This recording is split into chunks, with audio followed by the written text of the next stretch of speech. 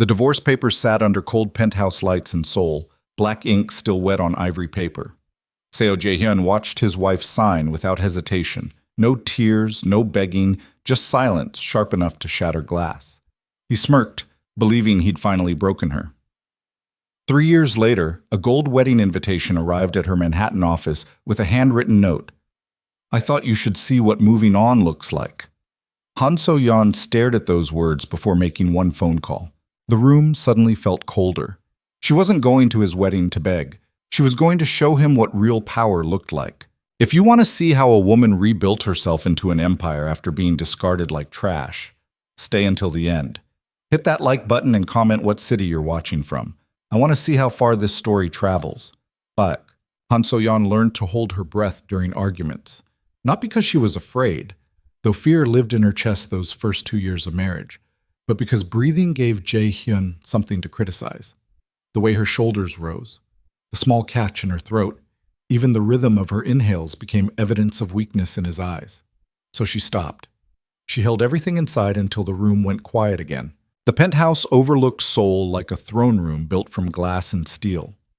40 floors above the city, wrapped in floor-to-ceiling windows that framed the Han River like a painting you could never own. Everything in the space screamed money. Black marble, leather furniture imported from Italy, art pieces worth more than most people's homes. It should have felt like paradise. Instead, it felt like a cage with a perfect view. So-yeon stood near those windows now, her reflection ghostly against the night skyline. She wore a cream silk blouse and tailored black pants, elegant, understated, exactly what Jae-hyun expected. Her hair fell in a sleek curtain past her shoulders. No makeup tonight. She'd learned that too. Wearing lipstick during fights made her look like she was trying too hard.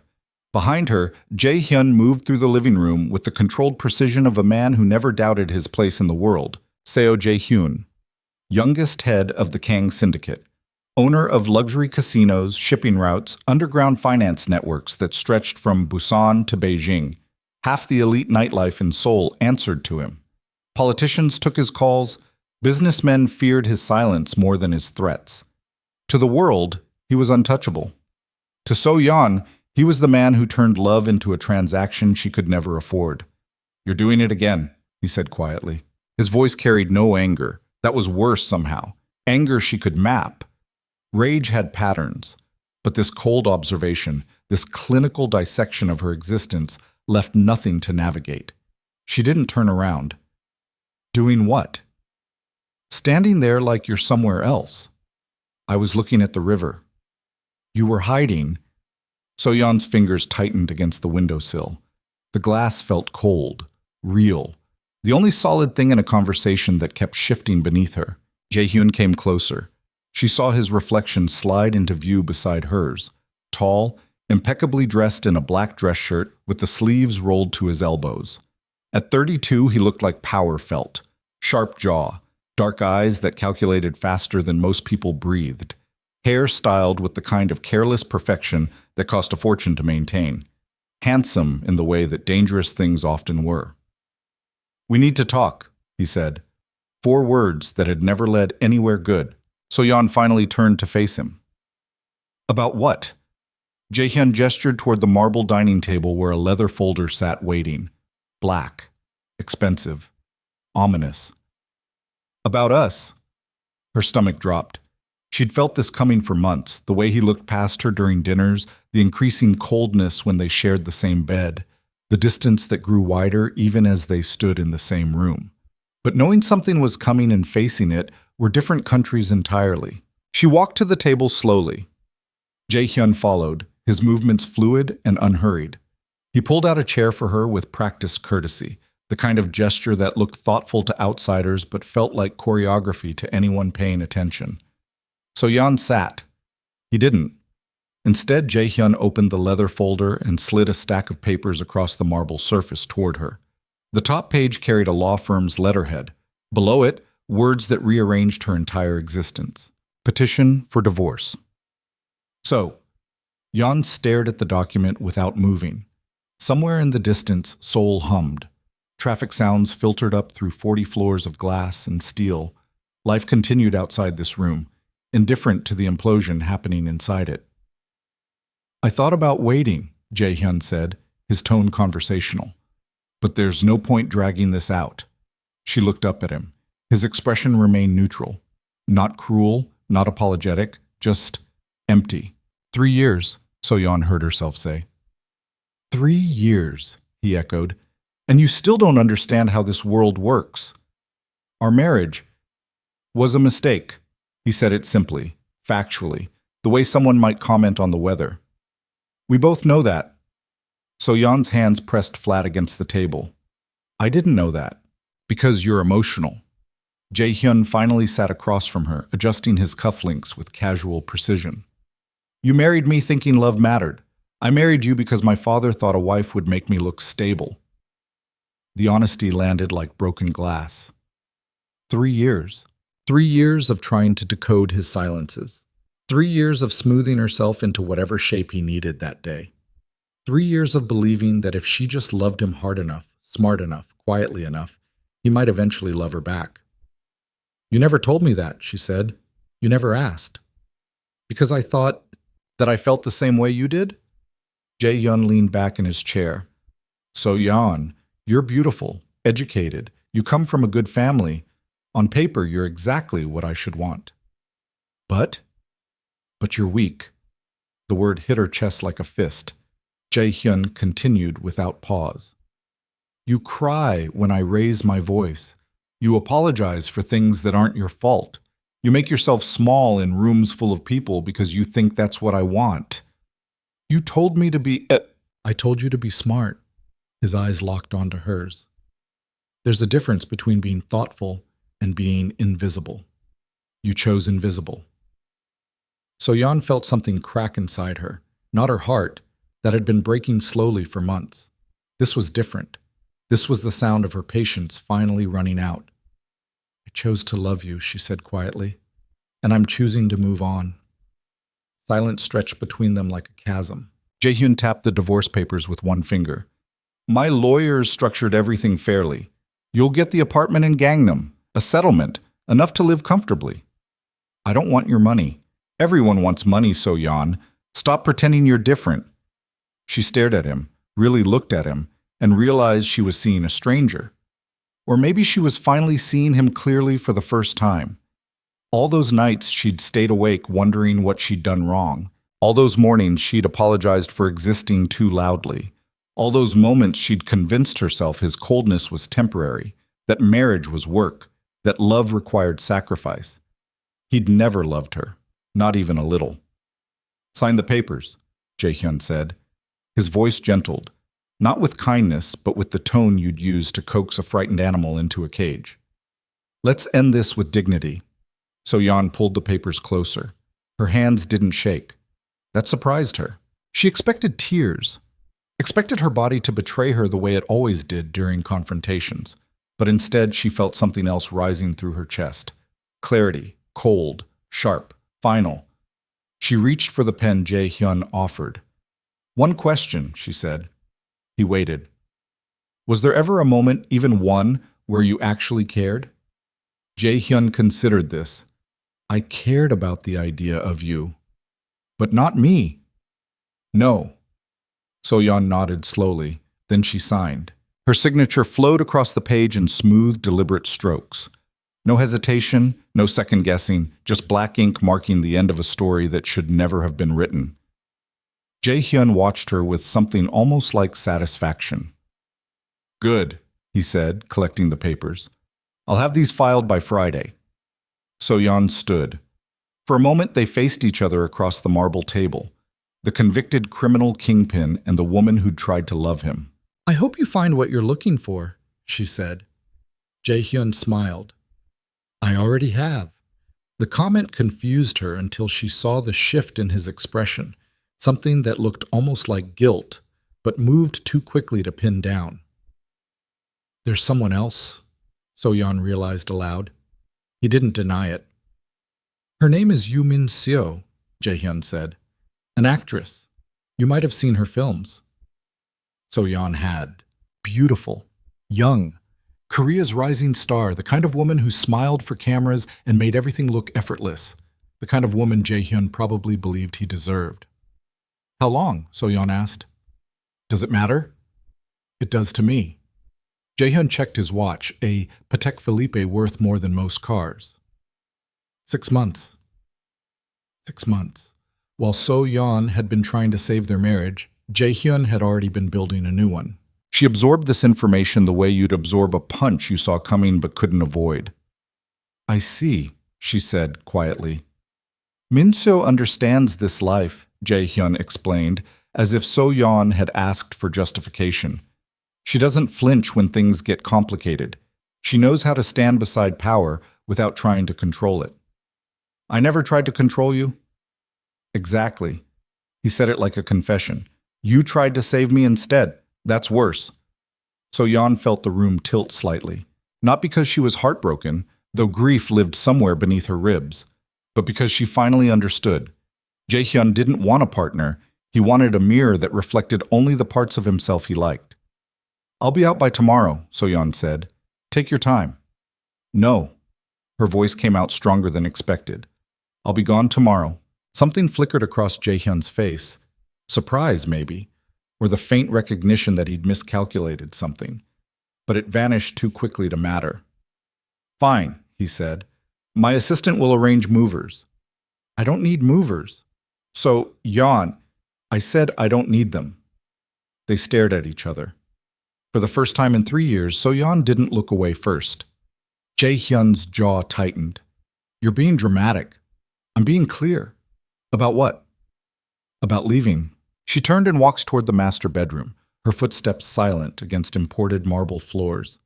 Behind her, Jaehyun called out, Where will you even go? So-yeon paused in the doorway without turning around. Anywhere that isn't here, Ak. The bedroom looked like a museum exhibition on wealth.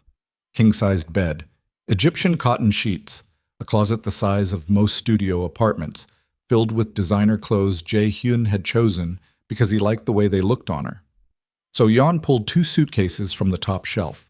Her hands moved mechanically, opening drawers, folding basics, packing only what felt like hers. Most of the closet stayed untouched. The dresses, the jewelry, the expensive shoes, all of it felt like costumes for a play that just closed. She kept 3 things. A wool coat her mother gave her before the wedding, a silver watch her father left her, the only inheritance that mattered, and a leather journal she'd hidden in the back of her nightstand, filled with thoughts she'd never dared speak aloud. Everything else could burn. 20 minutes later, So-yeon stood in the entryway with 2 packed suitcases and her purse. Jaehyun leaned against the kitchen counter, drinking scotch and watching her with clinical interest. You're really doing this, he said. I really am. You'll regret it.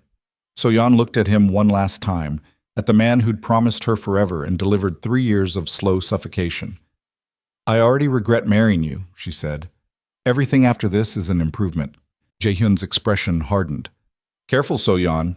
You might think you're strong right now, but this city doesn't forgive women who walk away from men like me. Then I'll leave the city. With what money? She smiled, small, cold, final. I've been saving. The comment clearly surprised him. What? Did you really think I'd spend 3 years married to you without a backup plan? Jaehyun set down his glass. You've been hiding money? I've been protecting myself. That's theft. Oh, it's survival. So-yeon gripped her suitcase handles. And it's mine. She saw the anger flash across his face, the first real emotion he'd shown all night. Good. Let him feel something. You'll come back, Jaehyun said, his voice low and dangerous. When the money runs out and reality hits, you'll realize you threw away the best thing that ever happened to you. So-yeon opened the door. Seoul's night air rushed in, cold, electric, full of possibility. Goodbye, Jaehyun, she said. Then she walked out. The elevator descent felt like falling through time. 40 floors, each one marking a memory she needed to forget. Floor 38, their first kiss in this building. Floor 32, the night she'd waited up for him, only to smell perfume that wasn't hers. Floor 27, the argument where he'd called her pathetic for crying. Floor 15, the morning she realized she'd stopped recognizing herself in mirrors. The doors opened to the lobby. So-yeon stepped into marble opulence. The kind of luxury designed to remind you that you didn't belong here by accident. A doorman she'd never learned the name of nodded politely. Mrs. Seo, can I call you a car? No, thank you. She walked past him into the Seoul night. The city sprawled before her in neon and noise, a living, breathing organism that didn't care about divorce papers or broken hearts. Traffic screamed past. Street vendors sold steaming tteokbokki to drunk college students. Somewhere, music pulsed from a nightclub Jae-hyun probably owned. So-yeon stood on the sidewalk with 2 suitcases and nowhere to go. For the first time in 3 years, no one was watching her. No one was judging her posture or her tone, or whether she smiled at the right moments. She was alone. Completely. Terrifyingly. Free. She pulled out her phone and dialed the only number that mattered. It rang twice. So-yeon? Her mother's voice came through warm and worried. It's late. Is everything… Yama, So-yeon said quietly. Can I come home? Silence. Then, of course. Always. So-yeon closed her eyes against sudden tears. I left him. Her mother's breath caught. Oh, baby. I signed the papers. Are you safe? Yes. Where are you? Standing outside the building. Stay there. I'm sending a car. Yama, you don't have to. Stay. There. The line went dead. So-yeon stood beneath Seoul's indifferent sky and waited. 20 minutes later, a black sedan pulled up. The driver, an older man with kind eyes, stepped out and took her suitcases without comment. Mrs. Han sent me, he said gently. Let's get you somewhere warm. So-yeon slid into the back seat. As the car pulled away from the building, she looked back one final time. 40 floors up, lights still burned in the penthouse. Jae-hyun was probably pouring another scotch, calling Min-seo. Moving forward without a backward glance, because that's what men like him did. They took, they discarded, they moved on. So-yeon turned away from the window. Let him move on, she thought. I'm done standing still. Her mother's apartment in Seongbuk-dong smelled like home. Jasmine tea. Clean laundry. The faint scent of her father's favorite cologne that her mother refused to stop wearing, even 3 years after his death. Han Mi-ran waited at the door, small, elegant, stronger than she looked. At 58, she carried herself with the quiet dignity of a woman who'd survived her own heartbreaks and come out sharper for it. She took one look at So-yeon and pulled her daughter into a hug. You're shaking, Mi-ran whispered. I'm angry. Good. Anger keeps you warm. They stood like that for a long moment, mother and daughter, holding each other against the weight of things that couldn't be fixed. Finally, Mi-ran pulled back and guided So-yeon inside. The apartment was modest compared to the penthouse. 2 bedrooms, a living room filled with books and photographs, a kitchen that actually got used. It felt like breathing after being underwater. Mi-ran made tea while So-yeon sat at the small wooden table where she'd done her homework as a teenager. Tell me everything, her mother said, setting down 2 cups. So So-yeon did. She told her about the divorce papers, about Min-seo, about Jae-hyun's cold dissection of their marriage like it was a business deal that hadn't worked out. Mi-ran listened without interrupting. When So-yeon finished, her mother sipped her tea thoughtfully. Do you know what your father told me the day you married him? Mi-ran asked. So-yeon shook her head. He said, that boy will break her heart, but maybe she needs to learn that lesson herself. Fresh tears burned behind So-yeon's eyes. Up anew? We both did. Mi-ran reached across the table and took her daughter's hand. But you loved him. And sometimes love has to run its course before we can see clearly. I feel stupid. You're not stupid. You're human. I wasted 3 years. You survived 3 years. Mi-ran squeezed her hand. There's a difference. So-yeon looked down at their joined hands, her mother's fingers strong and steady, anchoring her to something solid. I don't know what to do now, she admitted. You rest. Then you rebuild. With what? I have some savings, but how much? So-yeon hesitated. Around 80 million won. Her mother's eyebrows rose. You saved that while married to him? I opened an account he didn't know about. Put money aside every month. So-yeon's voice dropped. I knew this was coming. I just didn't want to admit it. Miran studied her daughter with something like pride. That's not nothing, she said firmly. That's smart. That's you planning your escape while he thought you were just existing. It's enough to start. So-yeon met her mother's eyes. In them, she saw something she'd forgotten existed. Belief. Start what? She asked. Miran smiled. Whatever you want. You're 29 years old, So-yeon. Educated, brilliant, free of a man who couldn't see your worth. The world will see me as Jae-hyun's discarded wife. Let them. Their opinions don't pay your bills. So-yeon felt something shift in her chest. Not hope, not yet, but possibility. The faint, terrifying idea that maybe the end of her marriage wasn't the end of her story. Maybe it was just the end of the chapter she should never have written. That night, So-yeon lay in her childhood bedroom, staring at glow-in-the-dark stars her father had stuck to the ceiling when she was 7. Her phone buzzed, a text from an unknown number. Heard you left. Brave move. Stupid, but brave. J8. She stared at the message, then deleted it, blocked the number, turned off her phone. Outside, Seoul hummed with late-night energy. A city that never stopped moving, never stopped offering chances to people brave enough to take them. So-yeon closed her eyes. Tomorrow, she'd figure out her next move. Tonight, she'd just breathe. For the first time in 3 years, she fell asleep without holding her breath. Masik. 3 months passed like smoke.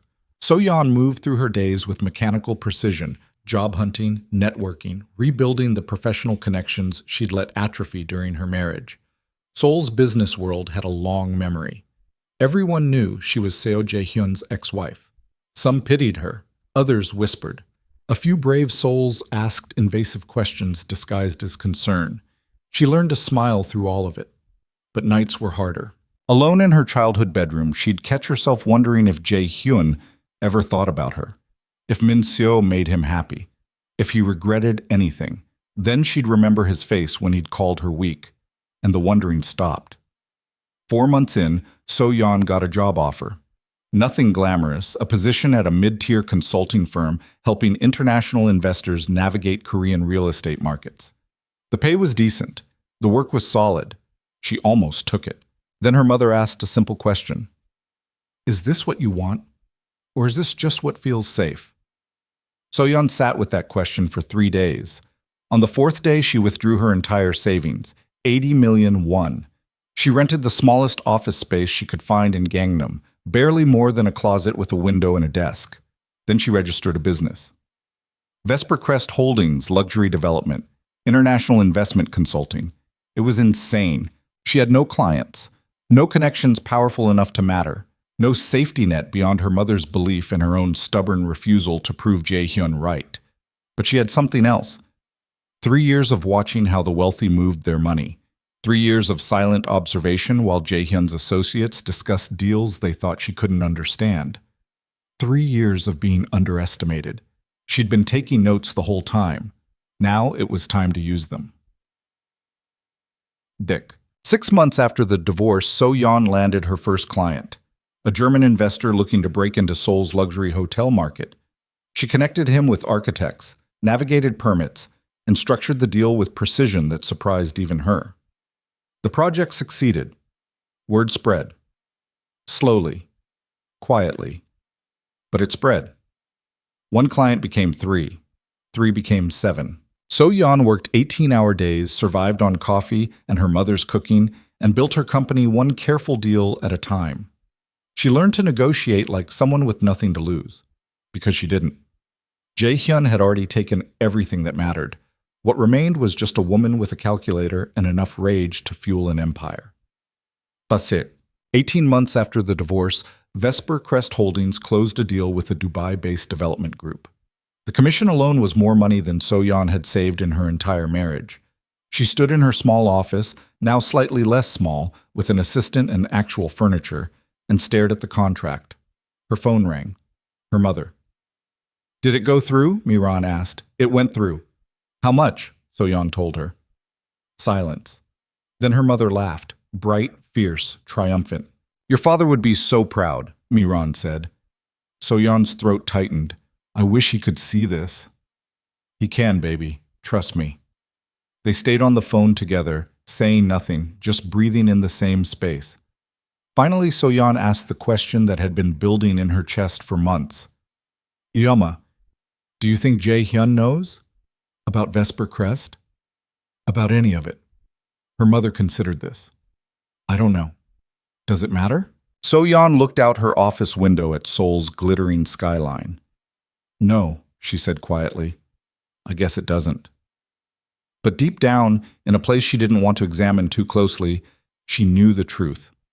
Part of her wanted him to know, wanted him to see what she'd built from the ashes of their marriage, wanted him to understand that calling her weak had been the biggest miscalculation of his life. She pushed the thought away. That's ego talking, she told herself. Let it go. But ego had a way of waiting, patient, quiet, ready to surface when you least expected it. 2.5 years after the divorce, So-yeon received an invitation. Gold embossed, expensive, formal. SEO Jae-hyun and Yoo Min, CO, request the honor of your presence. She stared at the envelope for a long time. It had been delivered to her office, which meant Jae-hyun knew where she worked, which meant he'd been keeping tabs. So-yeon opened it slowly. Inside, elegant calligraphy announced a wedding date 3 months away. Private estate, Han River view, elite guest list only. On the back, handwritten in familiar black ink, I thought you should see what moving on looks like. So-yeon read the message 3 times. Then she started laughing, not from joy, from the sheer audacity. He'd invited her to his wedding, to prove a point, to show her he'd moved on while she, withered away? She pulled out her phone and called her head of security. Director Kwon answered on the first ring. Yes, Ms. Han? Clear my calendar for June 14th, she said calmly. May I ask why? So-yeon looked at the invitation one more time, then smiled. I'm going to a wedding. Director Kwon studied the wedding invitation like it might explode. You're serious, he said. So-yeon didn't look up from her laptop. Completely. Why? Because he invited me. That's not a reason. That's bait. She finally met his eyes across her office desk. Kwon had been with her for 8 months now. Former military intelligence recommended by a Singapore investor who understood that wealthy women needed protection Seoul wouldn't naturally provide. He was 43, built like a brick wall, and had a disturbing talent for reading situations 3 moves ahead. Right now, his expression screamed bad idea. He wants to humiliate you, Kwon said flatly. I know. Then why give him the satisfaction? So-yeon leaned back in her chair. Outside, Seoul's Gangnam district pulsed with afternoon traffic. Her office had expanded again. Full floor now, 12 employees, glass walls that made everything feel open and dangerous at the same time. Because I want to see his face when he realizes I'm not the woman he divorced, she said. Kwon's jaw tightened. Revenge is expensive. So is my dress budget. I'm serious, Ms. Han. So am I. So-yeon closed her laptop with a soft click. 3 years ago, I walked out of his penthouse with 2 suitcases and 80 million won. Today, Vesper Crest is valued at 900 million. Our client list includes investors from 7 countries. Last month, we closed a deal that made more money than Jae-hyun's casinos pull in a quarter. He doesn't know that. Exactly. So-yeon smiled, and I'd like to see his face when he figures it out. Kwon studied her for a long moment. This isn't about closure. No. It's about proving a point. Yes. To him or to yourself? The question landed harder than So-yeon expected. She stood and walked to the window, her reflection sharp against the Seoul skyline. Tailored navy suit, hairstyled in a sleek low bun. Minimal jewelry, just a watch that cost more than most people's monthly rent. She looked powerful. She felt powerful. But Kwon's question burrowed beneath all that expensive armor. Both, she admitted quietly. Silence filled the office. Finally, Kwon sighed. If you're doing this, we do it properly. Meaning? Meaning 3-vehicle convoy, armed security detail, background checks on every vendor at that estate. I want exit routes mapped, guest lists vetted, and a communication protocol that doesn't rely on cell service. So Yan turned to face him. You think he'd try something? I think men like Seo Jae-hyun don't send invitations like that without an agenda. Kwon crossed his arms. And I think you walking into his territory without protection is how women end up on the news. She wanted to argue, wanted to say Jae-hyun wasn't dangerous, not to her, not anymore. But Kwon's expression reminded her of something she'd learned building Vesper Crest. Underestimating people was how you lost everything. Fine, she said, full security detail. And you follow my lead the entire time. Within reason. Ms. Hunt, I'm not showing up looking afraid, Kwon. That defeats the purpose. He exhaled slowly. You're going to give me a heart attack. I pay you well enough to afford the medical bills. Despite himself, Kwon almost smiled. What are you wearing? I haven't decided yet. Wear something that makes him regret the divorce. So Yan's eyes glinted. I was planning on it. Kate. The next 3 months passed in a blur of strategic preparation. So Yan worked with a private stylist to design a custom gown, champagne silk that draped like liquid gold, elegant but lethal, the kind of dress that turned heads without trying. The jewelry came next. Diamond bracelet, understated earrings, nothing flashy but everything expensive enough to make a statement. She wasn't going to Jae-hyun's wedding to blend in. She was going to remind him exactly what he'd thrown away. But the physical preparation was easier than the mental work. Late at night, alone in her penthouse, she'd bought it 6 months ago, downtown, with floor-to-ceiling windows that rivaled Jae-hyun's old place. So Yan found herself replaying their marriage in fragments. The good moments were harder to dismiss than she wanted. Their first date, the way he'd laughed at her terrible jokes, the morning he'd made her breakfast after she pulled an all-nighter studying for her licensing exam. Those memories felt like lies now. Or maybe they'd been real once and Jae-hyun had just stopped caring. She didn't know which possibility hurt more. Her phone rang. Her mother. You're overthinking, Miran said without preamble. So Yan laughed despite herself. How do you know? Because you always call me at 2 a.m. when you're overthinking, and you haven't called in 3 days. Maybe I've been busy. You're standing at your window right now, aren't you? So Yan glanced at her reflection in the dark glass. Yama, that's creepy. I know my daughter. Miran's voice gentled. Talk to me. So Yan pressed her forehead against the cool window. What if this is a mistake? Going to the wedding? All of it. Building Vesper Crest, proving him wrong. What if I've spent 3 years chasing validation I should have let go? Is that what you think you're doing? I don't know anymore. Miran was quiet for a moment. Do you remember what you told me the day you started your company? No. You said, I need to know I can survive without him. Her mother's voice was steady. Not prove, not win, survive. So Yan's throat tightened. This wedding, Miran continued, is your choice. You don't have to go. Nobody's forcing you. But if you do go for the right reasons. What are the right reasons? Only you know that, baby. They stayed on the phone together, breathing in the same silence, until So Yan felt steady enough to sleep. 2 weeks before the wedding, Jae-hyun's world appeared in So Yan's life again. Not directly, never directly. But Seoul was a small city for people who moved in certain circles, and those circles overlapped whether you wanted them to or not. So Yan was at a private investor dinner in Gangnam. 30 people, exclusive venue, the kind of networking event where deals happened between wine courses. She'd been invited by a French developer interested in expanding into Seoul's luxury residential market. She was mid-conversation with a Japanese architect when she felt it. That sixth sense that tells you someone's watching. So Yan turned. Across the room, standing near the bar with a crystal tumbler of whiskey, was Lee Min-jae, Jae-hyun's second-in-command. Their eyes met. Min-jae's expression flickered, surprise, recognition, something else she couldn't read. Then he smiled. Walked over. So Yan's pulse kicked up, but she kept her face neutral.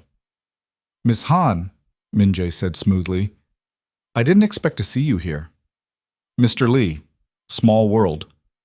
Smaller than most people realize. He gestured to the room.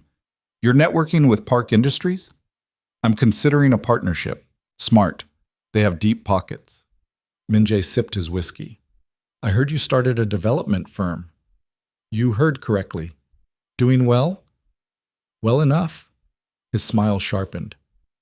Jae-hyun will be interested to know you're still in Seoul. So-yeon's stomach dropped, but she kept her voice level. I'm sure he's very busy with wedding preparations. He is. Min-jae studied her carefully. You received an invitation, I assume? I did. Will you attend? The question hung between them like a trap. So-yeon met his eyes directly. I haven't decided yet. Understandable. It's a complicated situation. Not really, he's getting married. I was invited. It's very simple. Min-jae laughed quietly. Nothing about you two was ever simple. We're divorced. That's fairly straightforward. Is it? He leaned closer, voice dropping. Between us, Ms. Han, he asks about you. So-yeon's heart stuttered. What? Not often. Not directly. But he asks. Min-jae's eyes glinted with something dangerous. Usually when he's had too much to drink, usually late at night, he'll check your company filings, read articles about your deals. He pretends it's competitive intelligence, but we both know better. She didn't know what to do with that information, didn't know if it was even true or just Min-jae playing games. If that's supposed to make me feel something, So-yeon said carefully, it doesn't. I'm just telling you what I see. Why? Min-jae finished his whiskey. Because Jae-hyun is about to marry a woman who isn't you, and I think part of him knows it's a mistake. Then he shouldn't marry her. Too late. The invitations are out. The deposits are paid. Minseo's already planning her dress. He set down his glass. But you should know, he's not the same since you left. Good. The word came out harder than So-yeon intended. Min-jae raised an eyebrow. Still angry? Still breathing. Fair enough. He straightened his suit jacket. For what it's worth, I never understood why he let you go. He didn't let me go. I left. Semantics. No. Facts. Min-jae studied her one last time. If you come to the wedding, be careful. Min-seo isn't as understanding as you were. Understanding? Forgiving? Patient? Whatever you want to call it. His smile turned cold. She's territorial. And she doesn't like being reminded that she's not his first choice. So-yeon's jaw tightened. I'm nobody's threat. You're exactly a threat, Ms. Han. That's the problem. He walked away before she could respond. So-yeon stood there, heart pounding, while the dinner conversation swirled around her like water around a stone. She pulled out her phone and texted Kwon. I'm going to the wedding. Finalize the security plan. His response came immediately. Understood. This is a terrible idea. I know. But you're doing it anyway. Yes. You're impossible. You're well compensated. She pocketed her phone and returned to the architect, smiling like nothing had happened. But inside, something had shifted. Min-jae's words kept echoing. He asks about you. So-yeon didn't know if that made things better or worse. Besk. The week before the wedding, So-yeon's mother showed up at her office unannounced. Mi-ran walked past So-yeon's assistant without asking permission, closed the office door behind her, and sat down across from her daughter with an expression that meant business.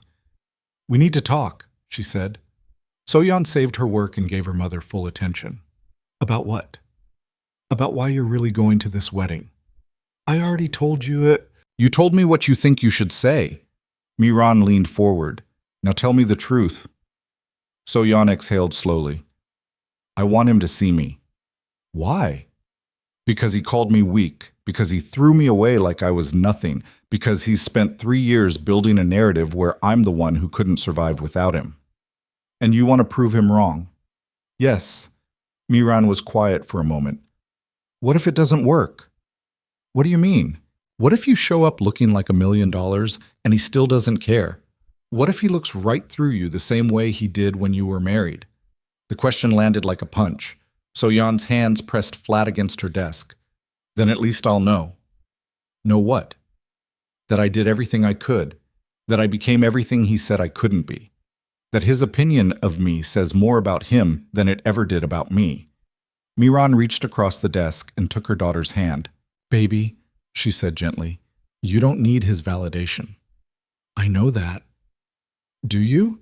Because from where I'm sitting, you're about to walk into a trap disguised as a wedding just to prove a point to a man who doesn't deserve 5 minutes of your time." So-yeon felt tears burn behind her eyes. "What if I need to do this for myself?" "Then do it for yourself, not for him." "I don't know the difference anymore." Miran squeezed her hand. "That's what scares me." They sat together in silence.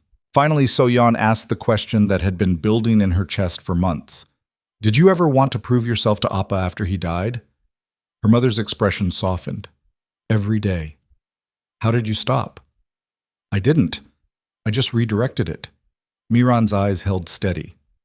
"I stopped trying to prove I could survive without him and started proving I could thrive. There's a difference." "What difference?" "Survival is about him. Thriving is about you." So-yeon absorbed that. "I've built a company worth 900 million won, she said quietly. "I employ 12 people. I have clients on 3 continents. I own a penthouse in downtown Seoul." "I know. So why does it still feel like it's not enough?" Miran's voice was gentle. "Because you're measuring your success by whether it makes him regret losing you, and that's a game you'll never win." "Why not?" "Because men like Jae-hyun don't do regret. They do ego. And ego doesn't care how successful you become. It only cares that you're still thinking about them." The truth of that hit So-yeon like cold water. She pulled her hand back and stood, walking to the window overlooking Gangnam's endless sprawl of wealth and ambition. "I'm still going to the wedding," she said. "I know." "Are you disappointed?" Miran joined her at the window. "I'm worried." "About what?" "That you're going to walk into that room expecting closure and walk out with fresh wounds." So-yeon turned to face her mother. "What if I need those wounds?" "Why would you need that?" To finally stop wondering, Miran studied her daughter's face, elegant, composed, hiding so much beneath the surface. "Then go," she said finally. "But promise me something." "What?" "Promise me you'll remember who you are when you walk in that door, not who he made you feel like, who you actually are." So-yeon nodded slowly. "I promise." They hugged, long, tight, the way mothers hug daughters before they walk into battles they can't fight for them. When Miran finally pulled back, she had tears in her eyes. "You're stronger than he ever deserved," she said. "I know." "Then act like it." The day before the wedding, So-yeon couldn't sleep. She stood in her closet at 3 in the morning, staring at the champagne silk dress hanging like a ghost among her other clothes. It was perfect. Elegant without being showy. Expensive without screaming wealth. The kind of dress that made you look twice because your brain couldn't process how someone could look that effortlessly beautiful. She'd spent a fortune on it, and now she wasn't sure she could actually wear it. Her phone buzzed. A text from an unknown number. "Looking forward to seeing you tomorrow." J.H. So-yeon stared at the message. He'd texted her, directly. After 3 years of silence, her fingers hovered over the keyboard. Part of her wanted to respond with something cutting, something that would let him know she wasn't the woman he remembered. But another part, smaller, quieter, more honest, wanted to ask why he'd really invited her. She didn't either. Instead, she deleted the message, blocked the number again, and went to bed. Mban. The morning of the wedding arrived cold and sharp. Seoul's June weather had turned unpredictable, clouds threatening rain, wind cutting through the city like a warning. So-yeon woke at 6, showered, applied makeup with surgical precision, natural but flawless, the kind of beauty that looked effortless but required an hour of careful work. Her stylist arrived at 8 to help with hair and final dress adjustments. By 10, So-yeon stood in front of her floor-length mirror looking like money-given human form. The champagne silk draped perfectly. The diamond bracelet caught light with every movement. Her hair fell in soft waves past her shoulders. Not the sleek corporate style Jae-hyun had preferred, but something warmer. More herself. She looked powerful. She looked untouchable. She looked nothing like the woman who'd signed divorce papers with shaking hands 3 years ago. Kwon knocked on her bedroom door. Convoy's ready. So-yeon took one last look at her reflection. Let's go, she said. Tan. 3 black armored SUVs rolled through Seoul's morning traffic like a presidential motorcade. So-yeon sat in the middle vehicle, Kwon beside her, 2 additional security personnel in front. The convoy moved with military precision, practiced, coordinated, impossible to ignore. Exactly what she'd wanted. Kwon reviewed the security plan one final time. A state perimeter is secured. We've identified 4 exit routes. Communication is encrypted. If anything feels wrong, we extract immediately. Understood. And you'll follow my lead. Within reason. Ms. Han, Kwon, I appreciate the concern, but I didn't come this far to run at the first sign of discomfort. He studied her carefully. This isn't about business. This is personal. And personal makes people unpredictable. I know. Do you? Because the last time you saw this man, you were his wife. Now you're his ex-wife showing up at his wedding with a security detail that screams, "Fuck you money." Kwon's voice was flat. That's not subtle. That's a declaration of war. So-yeon looked out the window at Seoul streaming past. Good, she said quietly. Let it be war.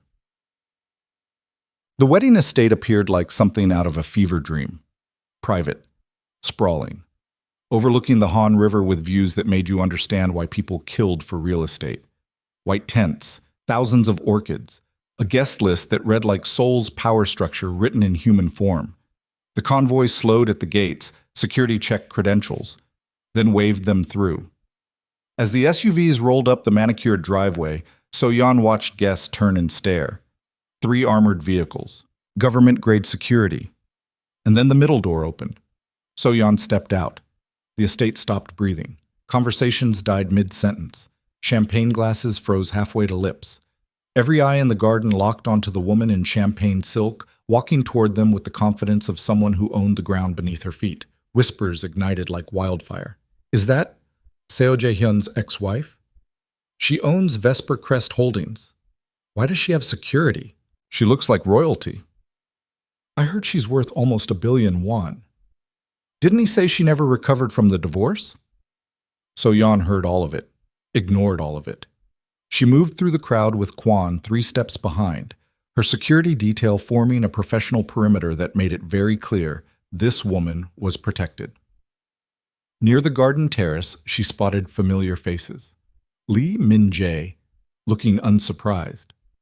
Several of Jae-hyun's business associates staring openly. And then, standing near the ceremony arch in a custom black tuxedo that probably cost more than a small car. Seo Jae-hyun. Their eyes met across 50 feet of manicured lawn. He froze. Completely. Whatever expression he'd been wearing, smug confidence probably, vanished, replaced by something So-yeon couldn't quite read. Shock? Confusion? Fear? She didn't look away. Didn't smile. Just held his gaze with the quiet intensity of someone who'd survived him and come back stronger. Beside Jae-hyun, a woman in a white dress turned to see what had stolen his attention. Yoo Min-seo, Korea's rising star. Beautiful in the way that cameras loved. Delicate features, perfect skin, youth that hadn't yet learned to doubt itself. She looked at So-yeon, then at Jae-hyun, then back at So-yeon. Her smile slowly hardened beneath layers of bridal perfection. You didn't tell me she looked like that, Min-seo said, her voice carrying just far enough for So-yeon to hear. Jae-hyun said nothing, because deep down, beneath all his carefully constructed control, panic had begun to claw through him. The woman walking toward his wedding looked nothing like the wife he'd believed he destroyed. She looked more powerful than he did, and everyone at the estate could see it. So-yeon watched Min-seo's smile crack at the edges. The actress stood beside Jae-hyun in her wedding dress, custom Vera Wang, probably, all lace and illusion and the kind of virginal white that cost a fortune to maintain. Her makeup was flawless, her hair cascaded in perfect waves.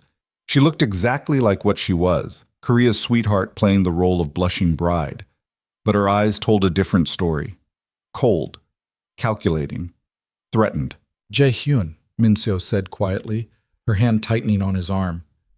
You didn't mention she was coming. He finally found his voice. I invited her. You said she wouldn't show. I was wrong. The admission hung in the air like smoke. So-yeon stood 15 feet away, flanked by Kwon and her security detail, watching this exchange with the detached interest of someone observing a play they'd already seen. Guests circled at a respectful distance, pretending not to stare while hanging on every word. Minseo's publicist, a thin woman in her 40s wearing too much Chanel, appeared beside the bride and whispered urgently, "We need to start the ceremony. The photographer's waiting." "Give us a minute," Minseo said without looking at her. "But the schedule—" "I said give us a minute." The publicist retreated like she'd been slapped. Jaehyun finally moved.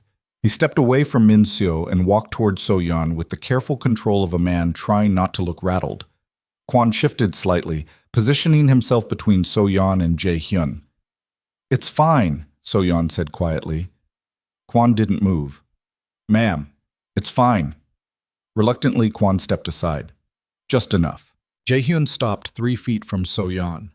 Up close, she could see the small signs of strain around his eyes, the tightness in his jaw, the way his hands flexed once before he shoved them in his pockets.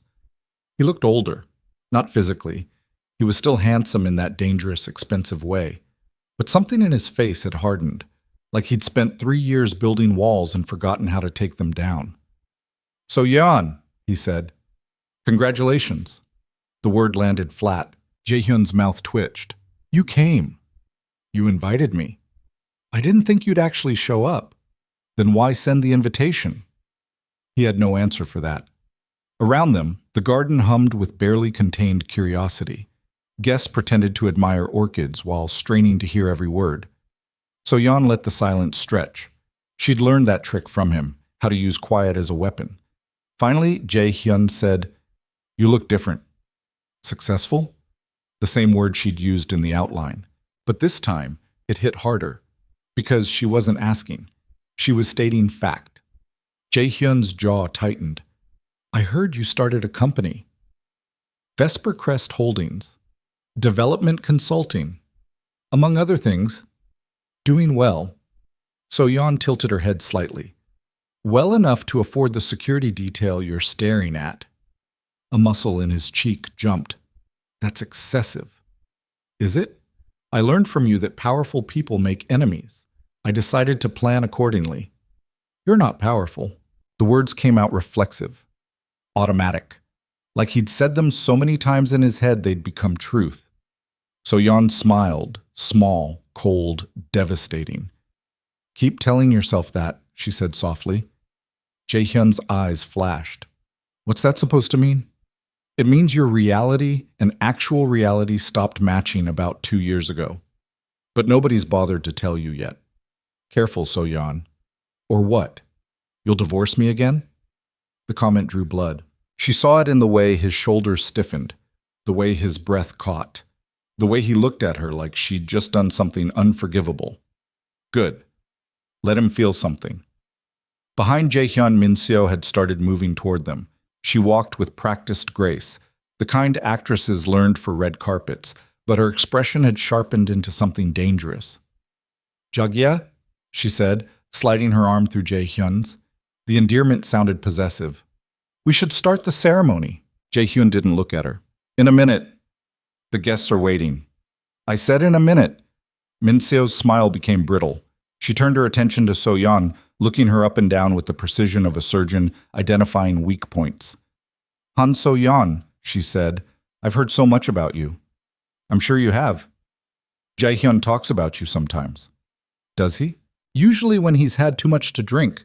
Minseo's voice dripped with false sympathy. "It must be hard attending your ex-husband's wedding." So-yeon met her eyes calmly. "It's harder being reminded why the first marriage failed." The comment landed like a grenade. Minseo's smile froze. "Excuse me?" "You asked if it was hard. I'm saying no. Because every time I look at him, I remember why leaving was the best decision I ever made." Jaehyun's hand shot out and grabbed So-yeon's wrist. "Don't." The touch burned, familiar and foreign at the same time. Kwon moved instantly, his hand going to Jaehyun's arm. "Let her go. This is a private conversation. You're touching my client without permission. Let her go." Jae-hyun released So-yeon's wrist like it had shocked him. She rubbed the spot where his fingers had been, heart pounding.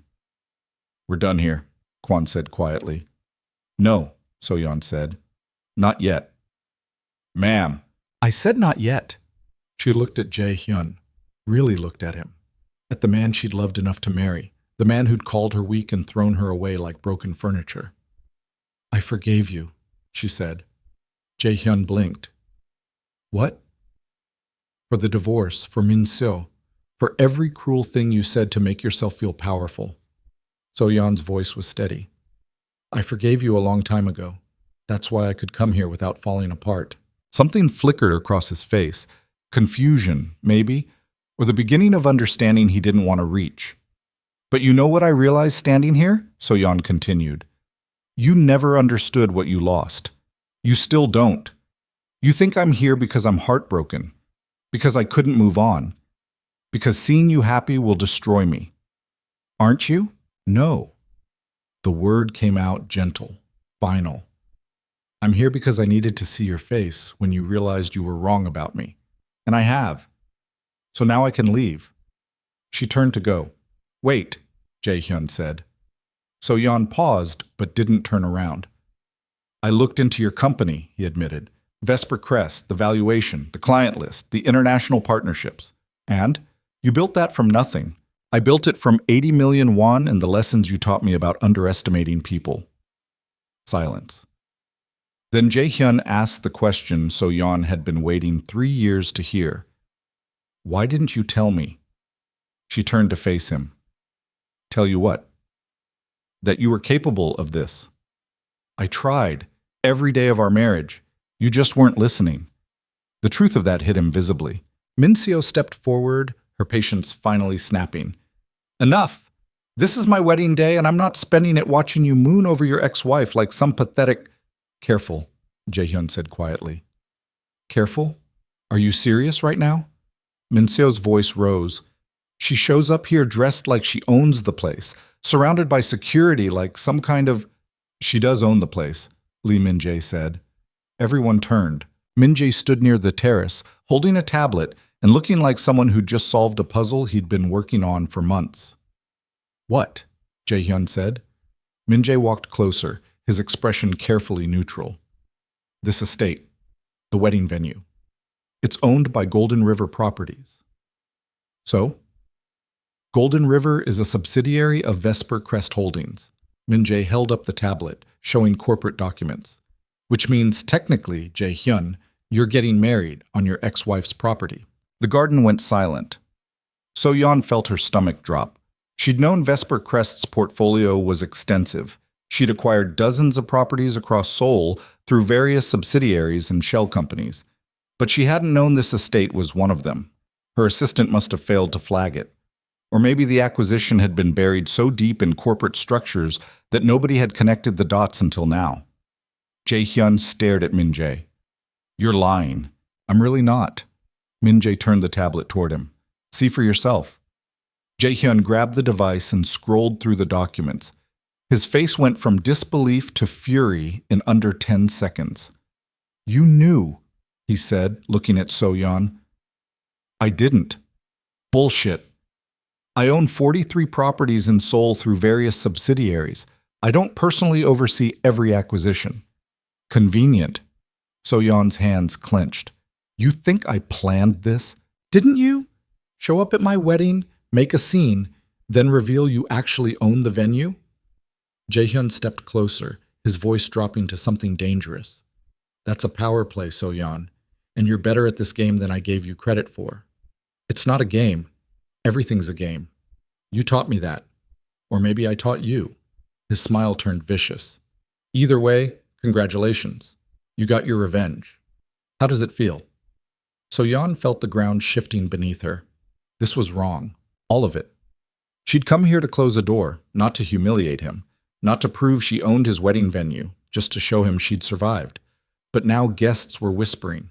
Cameras were probably recording, and Jae-hyun was looking at her like she'd betrayed him in a way the divorce never had. "I should go," she said. "No." Min-seo's voice cut through the chaos like a blade. You wanted to make an entrance. Now you're going to stay and watch what you lost. I don't care what you want. The actress stepped forward, her bridal facade cracking completely. You think showing up here with your security detail and your expensive dress proves something? It doesn't. It just proves you're still obsessed with a man who moved on 3 years ago. Min-seo, Jae-hyun warned. No, she needs to hear this. Min-seo's eyes blazed. You weren't enough for him when you were married. You're not enough now. And parading around like some kind of success story doesn't change the fact that he chose me. So-yeon felt something cold settle in her chest. You're right, she said quietly. Min-seo blinked. What? He did choose you. And honestly? So-yeon looked at Jae-hyun. You deserve each other. Then she turned and walked away. Kwon fell in beside her immediately, the security detail forming up around them with military precision. Behind her, she heard Min-seo say something sharp. Heard Jae-hyun respond. Heard the garden erupt into whispered chaos. But So-yeon kept walking, head high, spine straight, refusing to let anyone see that inside she was falling apart.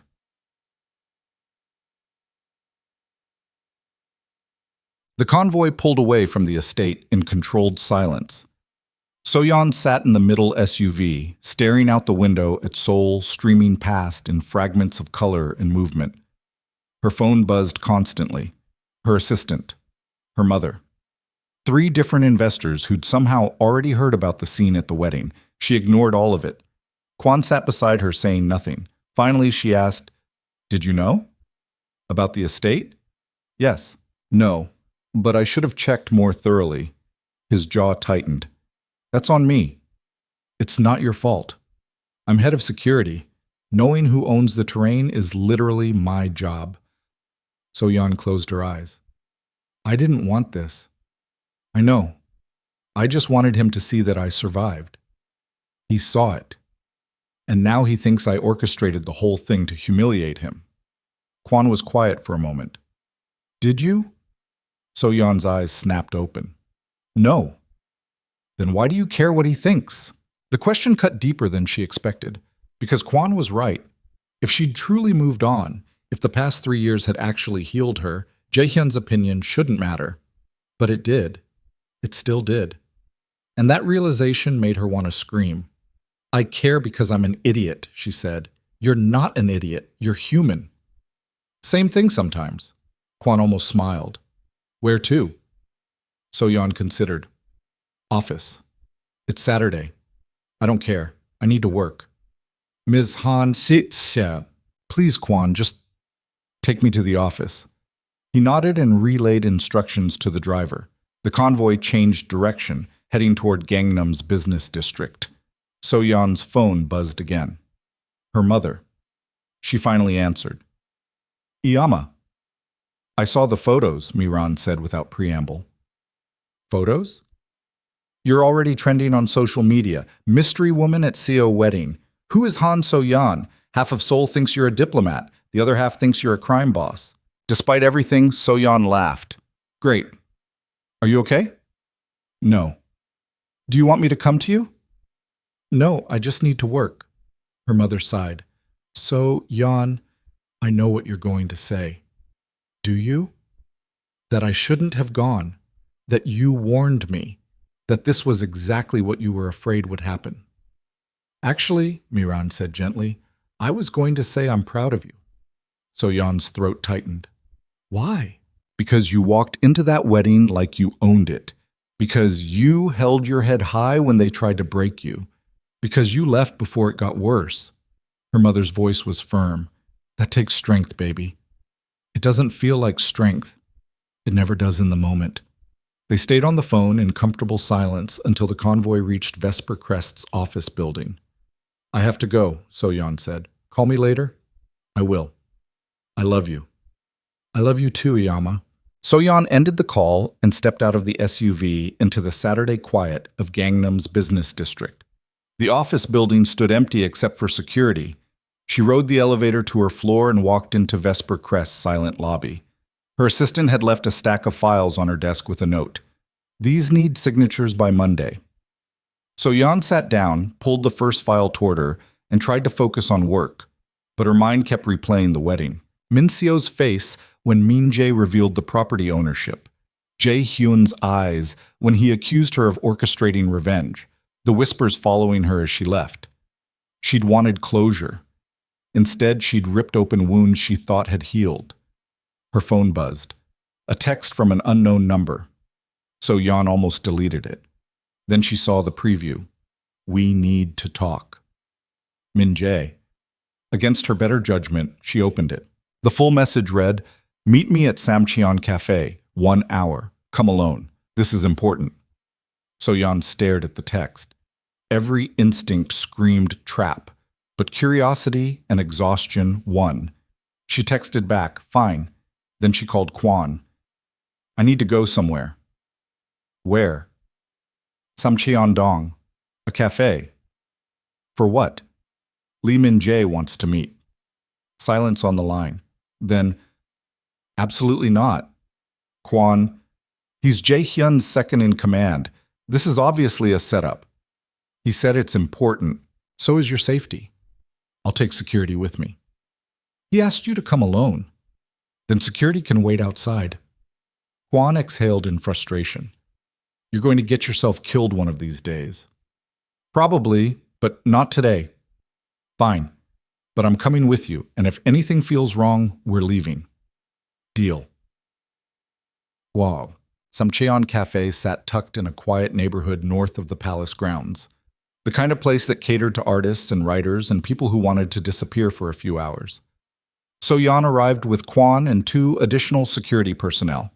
Min Jae was already there, sitting at a corner table with an untouched espresso. He looked up when she entered. "You brought security." "You're Jae-hyun's right hand. What did you expect?" "Fair point." He gestured to the seat across from him. "Sit." So-yeon nodded to Kwon, who took up position near the entrance where he could see the entire cafe. She sat down across from Min Jae, her posture careful. "Why am I here?" she asked. Min Jae studied her for a long moment. "Because I'm about to tell you something that will change everything you think you know about your divorce." So-yeon's stomach tightened. "What are you talking about?" He slid a manila folder across the table. "Open it," he said. She did. Inside were bank statements, wire transfers, corporate documents, and photographs. Her hands started shaking before her brain could process what she was seeing. The transfers showed money moving from Jae-hyun's personal accounts into a series of shell companies. The corporate documents showed those shell companies funneling money into offshore accounts. And the photographs showed Jae-hyun with Min Seo. Not from 6 months before the divorce, from 18 months before. At dinner. At hotels. At private events where spouses weren't invited. "He lied," Min Jae said quietly, "about when the affair started, about who ended the marriage, about all of it." So-yeon couldn't breathe. "Why are you showing me this?" she managed. "Because you deserve to know the truth." "What truth?" Min Jae leaned forward. "Jae-hyun didn't divorce you because you were weak. He divorced you because you were getting too smart, too independent, too capable of seeing through his operations." "I don't understand." "Your father worked in financial oversight before he died, right?" So-yeon nodded numbly. "And you helped him sometimes, reviewing documents, analyzing patterns." "When I was in university." "Why?" Min Jae tapped the bank statements. "Because 6 months before he filed for divorce, you accidentally saw some of Jae-hyun's private financial records. Do you remember?" She did. It had been nothing. A folder left out on his desk while she was dropping off dry cleaning. She'd glanced at it, seen numbers that didn't make sense, asked him about it casually. He'd gotten angry, told her never to touch his work. She'd apologized and never thought about it again. "Those records," Min Jae said, "showed money laundering on a scale that would have ended Jae-hyun's entire operation if it came to light. You didn't realize what you were looking at, but he realized you might figure it out eventually." So-yeon's hands pressed flat against the table. "So he divorced me to protect himself?" "He divorced you to cut you loose before you became a liability." Min Jae's expression was grim. The affair with Min Seo was convenient, gave him an excuse, made you look like the wronged wife instead of someone who might know too much. "Why are you telling me this now?" "Because I'm done." Min Jae's voice was tired. I've spent 3 years watching Jae-hyun build an empire on lies and intimidation, watching him destroy people who get too close to the truth, and today, watching him tear into you at his own wedding? He shook his head. That was the line. So-yeon stared at the document spread across the table. Everything she'd believed about her marriage, about why it ended, about who she'd been, was collapsing. "What do you want from me?" she asked. "Help me bring him down." "What?" "You have connections now. International investors, legal resources, access to people who could actually make charges stick." Min Jae's eyes were intense. "I have the evidence. You have the platform. Together, we could end this." So-yeon's mind raced. 3 years ago, she would have said no immediately. Would have been too afraid of Jae-hyun's retaliation, too convinced she couldn't survive opposing him. But 3 years ago, she hadn't built a 900 million won company from nothing, hadn't learned that the only person who could make her small was herself. "If I do this," she said slowly, "it's not for revenge." "Then what's it for?" "Justice." The word felt foreign in her mouth. "For every person he's destroyed, every life he's ruined, every woman he's made feel worthless." Min Jae nodded. "Can you live with the consequences? Can you?" "I asked first." So-yeon looked at the photographs of Jae-hyun and Min Seo. Young, beautiful, lying to everyone, including each other. Then she looked at the financial documents showing exactly how much damage one man could do when nobody held him accountable. "Yes," she said. "I can live with it." Min Jae extended his hand across the table. So-yeon shook it, and with that handshake she crossed a line she could never uncross. The scared, silent woman who'd signed divorce papers was gone. In her place sat someone far more dangerous, a woman with nothing left to lose and everything to prove. Eek. The cafe door burst open. Kwon appeared, his face grim. "We need to leave, now." "What's wrong?" "Jae-hyun knows you're here. He's on his way with his people." Min Jae stood immediately. "How much time?" 5 minutes, maybe less. So-yeon grabbed the folder and shoved it into her purse. "Back exit?" "Through the kitchen," the cafe owner said, appearing from behind the counter. She was a woman in her 60s with sharp eyes. "Go." They moved fast. So-yeon, Min Jae, Kwon, and the security detail, through the narrow kitchen and out into an alley behind the building. 2 SUVs were already waiting. "You planned this," So-yeon said to Min Jae. "I plan everything." He headed for one of the vehicles. "Get somewhere safe. I'll contact you in 48 hours with next steps." "Wait." But he was already gone, the SUV peeling away into Seoul traffic. Kwon guided So-yeon into the remaining vehicle. "Your apartment or your mother's?" "Neither. Hotel, something anonymous." "Good call." The driver pulled away just as 3 black sedans screeched to a stop in front of the cafe. So-yeon watched through the rear window as men in suits poured out, Jae-hyun's people, looking for her. "He's scared," she said. Kwon glanced at her. "What?" "Jae-hyun. He wouldn't send people unless he was scared of what Min Jae might tell me." "Are you sure that's fear and not rage?" "With him?" So-yeon turned away from the window. "It's always both." They drove in silence to a 5-star hotel in Gangnam. Kwon checked her into a suite under a false name, paid cash, stationed security outside the door. Then he sat down across from So-yeon in the suite's living room and said, "Tell me what happened in that cafe." She did, all of it, the photographs, the financial records, Min Jae's proposal. When she finished, Kwon was quiet for a long time. "This is bigger than a divorce," he finally said. "I know. If you move forward with this, Jae-hyun will come after you with everything he has. I know that too. He'll destroy your company, your reputation, possibly your life. Then I'll have to be smarter than he is." Kwon studied her carefully.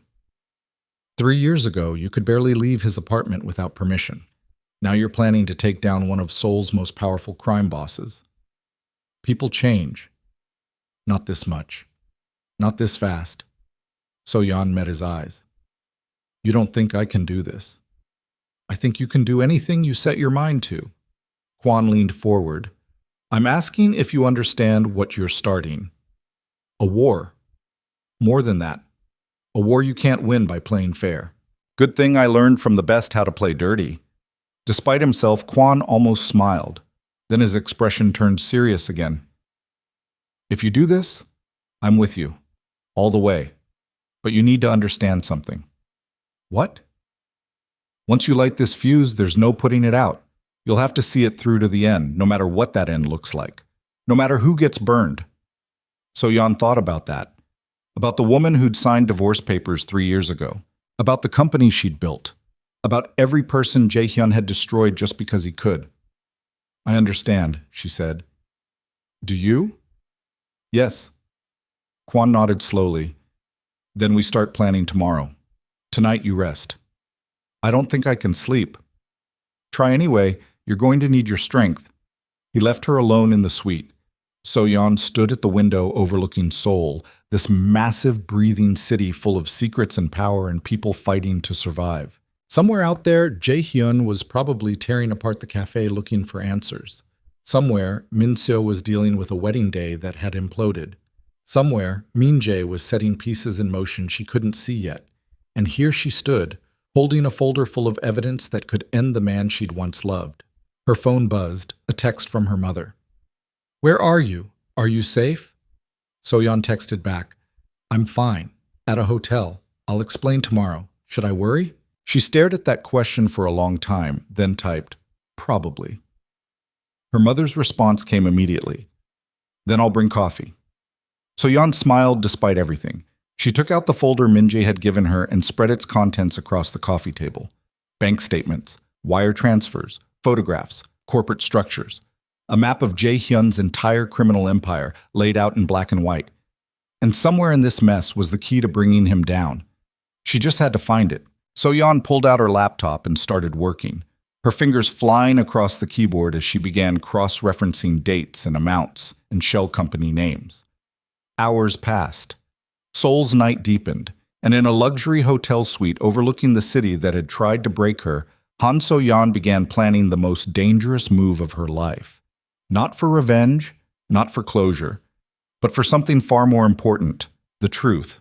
And the chance to prove that sometimes the woman they called weak turned out to be the one who brought the whole empire down. Outside, thunder rumbled. The promised rain finally began to fall. And So-yeon worked through the night, building a case that would either free her completely or destroy everything she'd fought to become. Dawn broke over Seoul like a wound. So-yeon had been awake for 36 hours straight. The hotel suite looked like a war room, documents scattered across every surface, laptop screens glowing with financial data, coffee cups forming a small graveyard on the table. Her eyes burned, her head pounded. But she couldn't stop. Because buried in these papers was the pattern.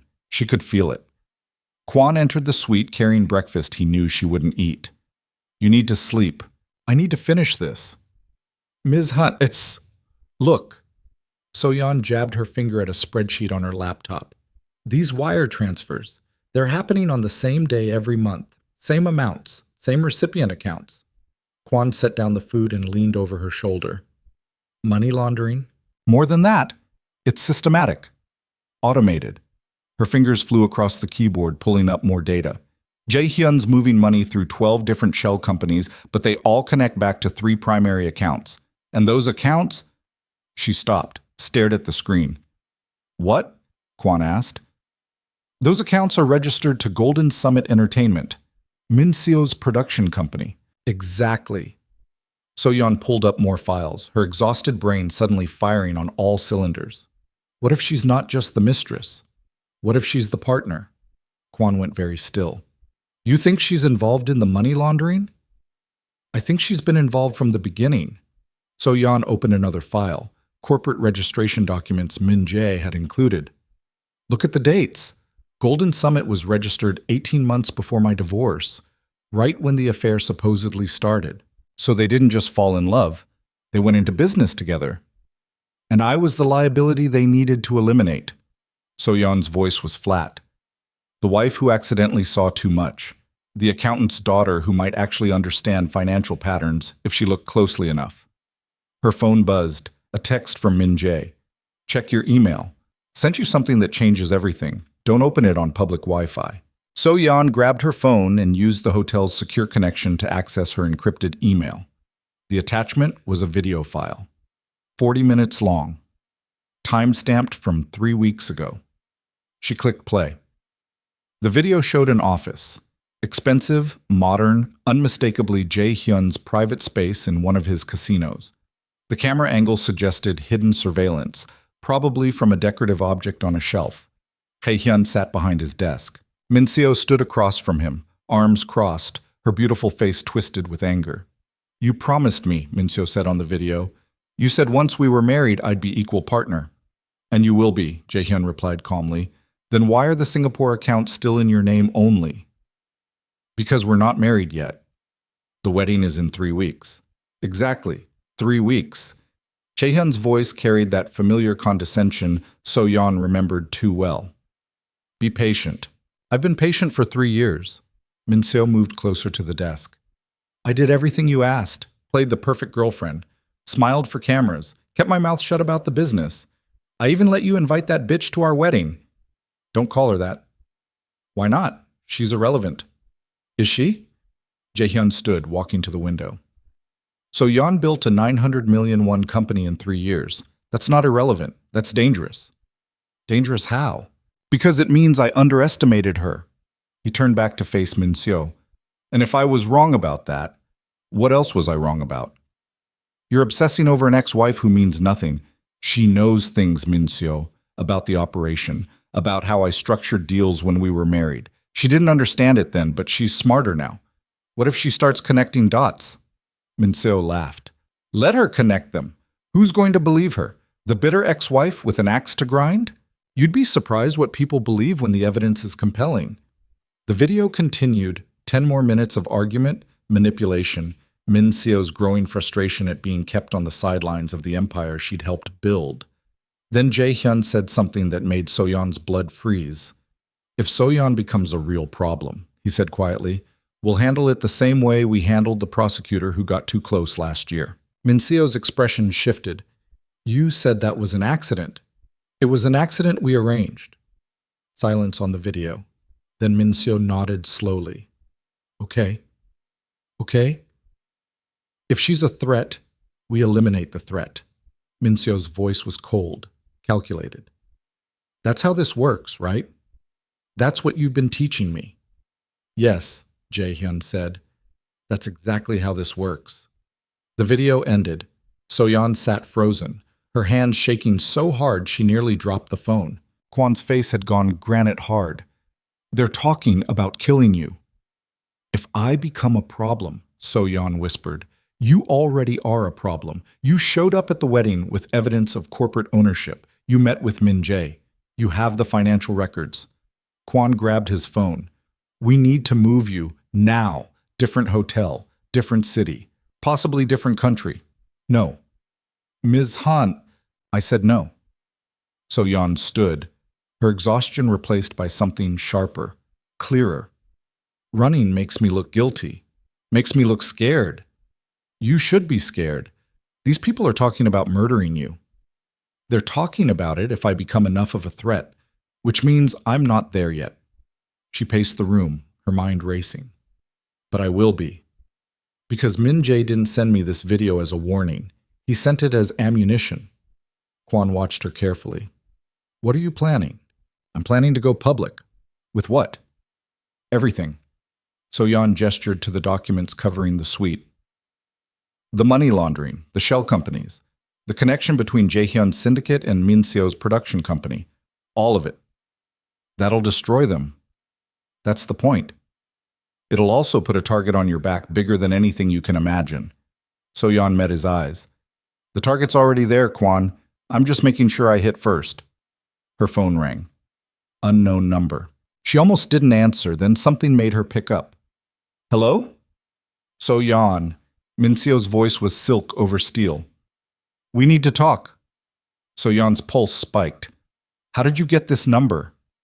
"I'm marrying the most connected man in Seoul. Getting a phone number isn't exactly difficult." Min-seo's tone shifted, became almost friendly. "I'm calling about yesterday, the wedding." "What about it?" "I think we got off on the wrong foot." So-yeon laughed despite herself. You accused me of being obsessed with your fiancé, and you implied we deserved each other, so we're even.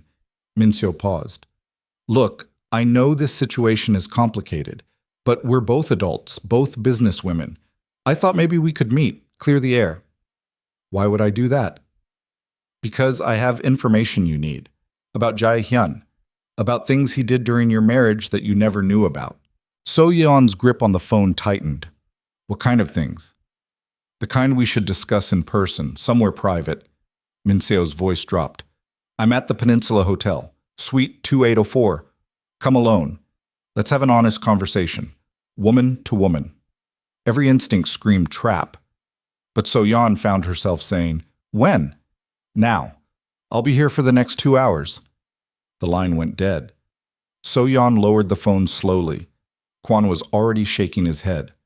Absolutely not. She says she has information. She's baiting you. This is how they get you alone and vulnerable. Or it's Min-seo realizing she's about to marry a man who treats women like collateral damage and looking for an exit strategy. You don't actually believe that. So-yeon didn't. But she also couldn't ignore the possibility. I'm going, she said. Then I'm coming with you. She said alone. I don't care what she said. You're not walking into that suite without backup. Kwon was already texting his team. We'll set up in the hallway. You go in wired. First sign of trouble, we extract you. Fine. 20 minutes later, So-yeon stood outside Suite 2804 of the Peninsula Hotel wearing a concealed microphone and enough nervous energy to power the building. Kwon and 2 team members positioned themselves down the hallway, out of sight, but close enough to respond in seconds. So-yeon knocked. The door opened immediately. Min-seo stood there in casual clothes, designer jeans and a silk blouse, looking younger than she did in photographs. Without the makeup and styling, she could have passed for a university student. You came, she said. You asked me to. I didn't think you would. Min-seo stepped aside. Come in. So-yeon entered the suite cautiously. It was smaller than hers, but just as expensive. Floor-to-ceiling windows, modern furniture. No sign of anyone else. Min-seo closed the door and gestured to the sitting area. Can I get you anything? Water? Coffee? I'm fine. Suit yourself. Min-seo sat on the sofa, curling her legs beneath her.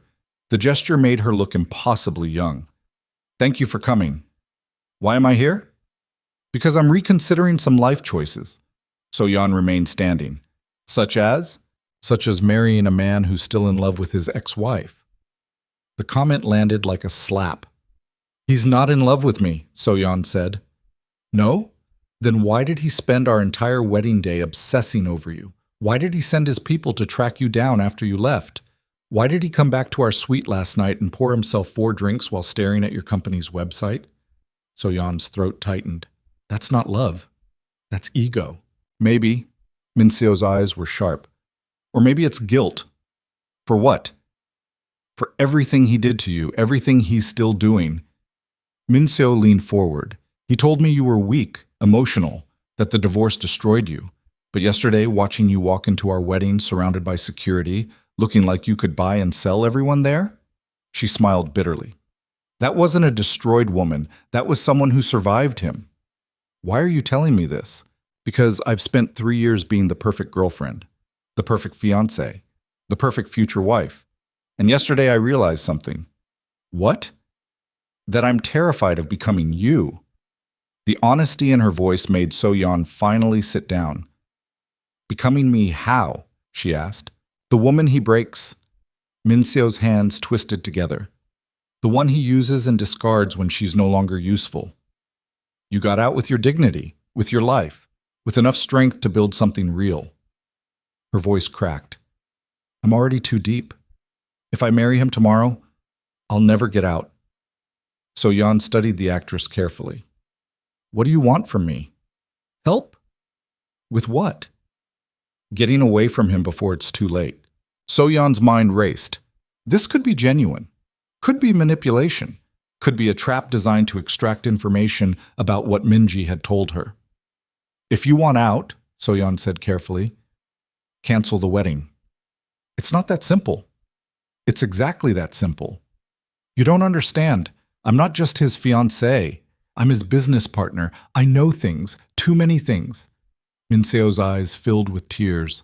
If I walk away, he'll destroy me. Or worse. Worse? You saw what happened to Prosecutor Kim last year, the car accident that wasn't really an accident. So-yeon went very still. How do you know about that? Because I was in the room when Jae-hyun ordered it. The suite suddenly felt airless. You witnessed him ordering a murder, So-yeon said slowly. I witnessed a lot of things. Minseo wiped her eyes. And now I'm trapped. If I stay, I become complicit in everything he does. If I leave, I become a liability, and you know what he does to liabilities. Then testify. Go to the authorities. Trade what you know for protection. Who's going to believe Korea's sweetheart is a criminal? The media would destroy me. The public would never forgive me. Minseo's laugh was hollow. At least if I marry him, I have some protection, some value as his wife. So-yeon wanted to feel sympathy, wanted to see a fellow victim of Jae-hyun's manipulation, but something didn't fit. When did you know? She asked. Know what? That he was using you, that the marriage was a business arrangement with romantic window dressing. Minseo was quiet for a long moment. From the beginning, the admission hung between them. Then you weren't a victim, So-yeon said quietly. You were a willing participant. I was ambitious. There's a difference. Is there? Yes. Minseo's voice hardened. You married him thinking it was love. I married him knowing it was business. That makes me smarter, not worse. It makes you complicit. And you're a saint? You've spent 3 years building a company on connections you made through his network. Every investor you have, every deal you've closed, you think that happened in a vacuum? Minseo's smile turned cold. We're not that different, So-yeon. We both used him to get what we wanted. So-yeon stood. I'm leaving. Wait, this was a mistake. I'm trying to help you. No. So-yeon turned to face her. You're trying to manipulate me into thinking we're allies, that we're the same. We're not. Because you're better than me? Because I built my company from savings and skill. You built yours on blood money and complicity and murder. So-yeon moved toward the door. Good luck with your wedding. I hope it's everything you deserve. She reached for the handle. The door burst open. Jae-hyun stood in the hallway with 4 of his men, his expression dark with fury. So-yeon's heart stopped. Behind her, Minseo's voice was soft, satisfied. I told you she'd come. So-yeon spun around. The actress stood now, tears gone, replaced by cold calculation. You recorded this, So-yeon realized. The whole conversation. Every word. Minseo held up her phone. You just confessed to building your company through Jae-hyun's network. To using his connections. That's corporate espionage. That's criminal. That's a lie. Is it? Because I have you on tape admitting it. Jae-hyun stepped into the suite, his men blocking the doorway. So-yeon's hand went to her collar, where the microphone was hidden. Kwon, she started. One of Jae-hyun's men held up a small electronic device. We've been jamming your signals since you entered the elevator. Your security can't hear you. Fear lanced through So-yeon's chest, but she kept her voice steady. What do you want? Jae-hyun closed the distance between them in 3 steps. Up close, she could see the rage simmering beneath his controlled exterior. I want, he said quietly, to know what Min-jae told you. Nothing. Don't lie to me. I'm not lying. His hand shot out and grabbed her wrist, the same wrist he'd grabbed at the wedding. But this time, there was no crowd to witness, no security detail to intervene. I know you met with him, Jae-hyun said. I know he gave you documents. I want to know what was in them. So-yeon tried to pull away. His grip tightened. Let go of me. Answer the question. You're hurting me. I haven't even started. His voice dropped to something dangerous. You think showing up at my wedding with your security detail and your expensive dress means you're powerful now? You think building a company makes you untouchable? I think you're terrified, So-yeon shot back. Because if you weren't, you wouldn't need to corner me in a hotel suite. Jae-hyun's eyes flashed. Then he released her wrist and stepped back, composing himself with visible effort. Minseo, he said without looking at his fiancée. Leave us. But, now. The actress grabbed her purse and walked out, shooting So-yeon one final look that promised this wasn't over. The door closed. Jae-hyun's men remained blocking any exit. So-yeon's mind raced, calculating options. The windows didn't open. The door was blocked. Her microphone was jammed. Kwon and his team would eventually realize something was wrong, but how long would that take? Sit down, Jae-hyun said. I'd rather stand. I wasn't asking. One of his men moved forward. So-yeon sat. Jae-hyun took the chair across from her, his posture relaxed but his eyes alert. Let me explain how this works, he said. You have information I need. I have resources you can't fight. We can do this the easy way, where you tell me everything Min-jae gave you and walk out of here, or we can do it the hard way. There's no easy way, So-yeon said. You're going to kill me regardless. Why would I do that? Because I know too much. Because I'm a threat. Because that's what you do to liabilities. She held his gaze. I heard the video, Jae-hyun, the one where you and Min-seo discuss handling problems the same way you handled Prosecutor Kim. His expression didn't change, but his stillness told her everything. So you do know, he said finally. I know enough. Then you understand why I can't let you leave here until we reach an understanding. What kind of understanding? Jae-hyun leaned forward. You give me the documents Min-jae provided. You delete any copies. You forget everything you think you know about my business operations. And in exchange, I let you keep your company, your reputation, your life. And if I refuse, then I destroy all three. So-yeon's heart pounded, but she kept her voice level. You're assuming I'm the only one with copies. You're assuming I care. Even if Min-jae has backups, without you to testify, the evidence means nothing. Just documents that could have come from anywhere. Could have been fabricated. Jae-hyun's smile was cold. But you, standing in front of prosecutors, explaining how you acquired financial records from your ex-husband's criminal enterprise. That's compelling. That makes the evidence real. So you need me silent. Permanently.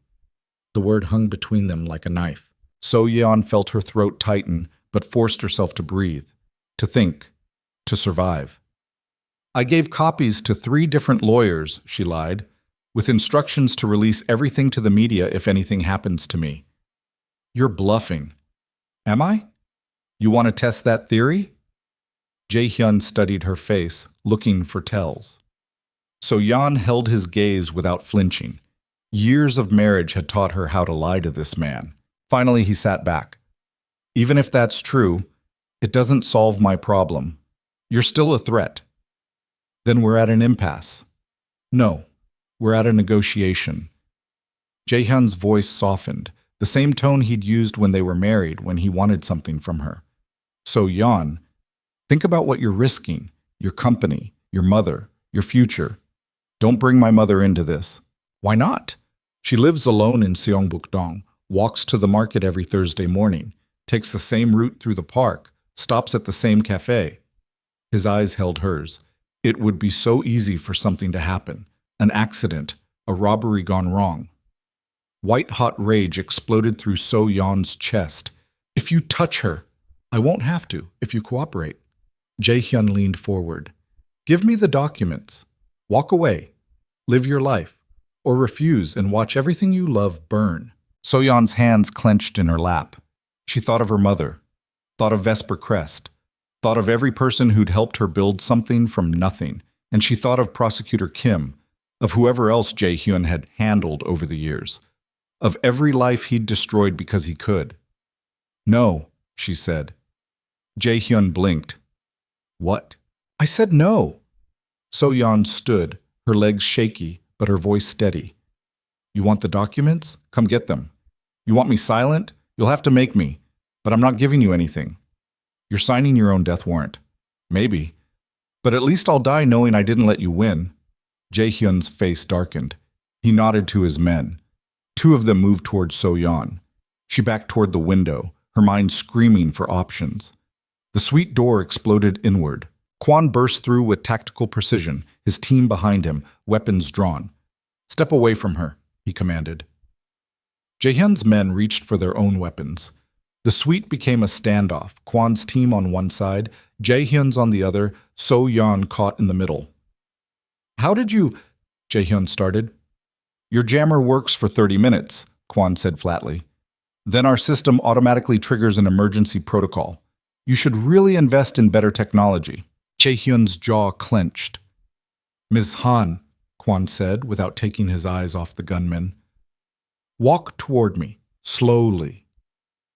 So-yeon moved. Each step felt like walking through quicksand.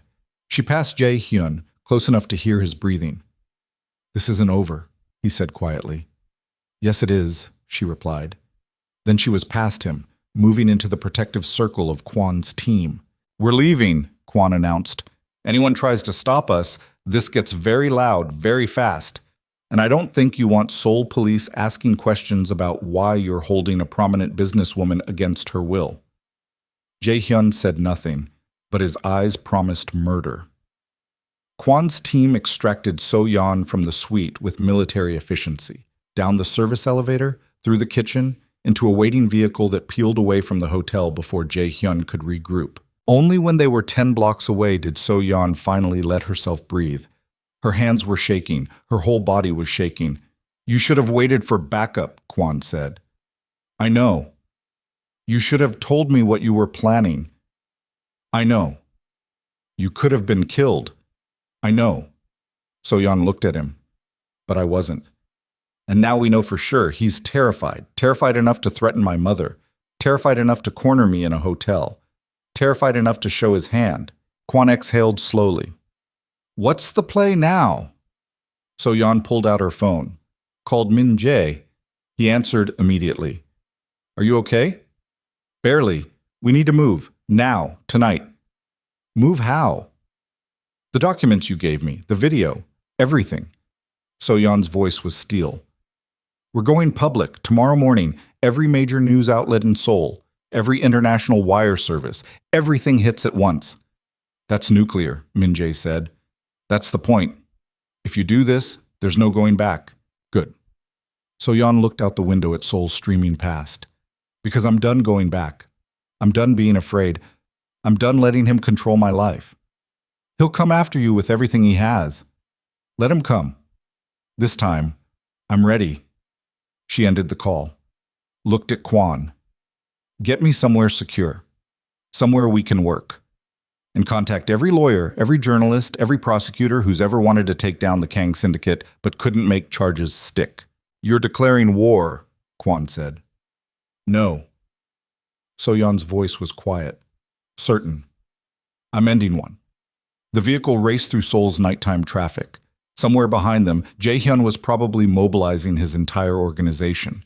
Somewhere ahead, the dawn was coming. And when it arrived, So-yeon was going to burn his empire to the ground. Not for revenge, not for closure, for justice. And for every person who'd ever been made to feel small by someone who mistook cruelty for power. Her phone buzzed, a text from her mother. "I know something's wrong. I'm coming to you." So-yeon typed back, "Stay home. Lock the doors. Don't answer for anyone except me or Kwan. I'll explain soon. I love you. Should I be scared?" So-yeon looked at the city lights blurring past. Yes, but not for long. She pocketed the phone and began planning the most important 24 hours of her life. Tomorrow, Seoul would wake to headlines that would destroy Korea's most powerful criminal syndicate. Tomorrow, Seo Jae-hyun would learn what it felt like to lose everything. Tomorrow, Han So-yeon would finally be free. But tonight she had work to do. The safe house sat in Pyeongchang-dong, tucked between luxury estates where neighbors minded their own business and security cameras were commonplace enough not to draw attention. So-yeon stood at the window watching Seoul's pre-dawn darkness, her reflection ghostly against the glass. Behind her, 3 lawyers, 2 investigative journalists, and Min Jae worked through the night organizing evidence into an airtight case that would break by morning. Her phone showed 4:47 a.m. In 3 hours and 13 minutes, the first news outlets would publish simultaneously. In 3 hours and 13 minutes, Seo Jae-hyun's world would end. Kwan appeared beside her with coffee she didn't want but accepted anyway. "The prosecutors are ready," he said quietly. They'll move to freeze his accounts the moment the story breaks. Interpol has been briefed on the international wire transfers. Seoul Metro Police have tactical teams standing by for arrests. So-yeon nodded without speaking. You should try to rest, Kwon continued. You haven't slept in 48 hours. I know. She sipped the coffee. It tasted like ash.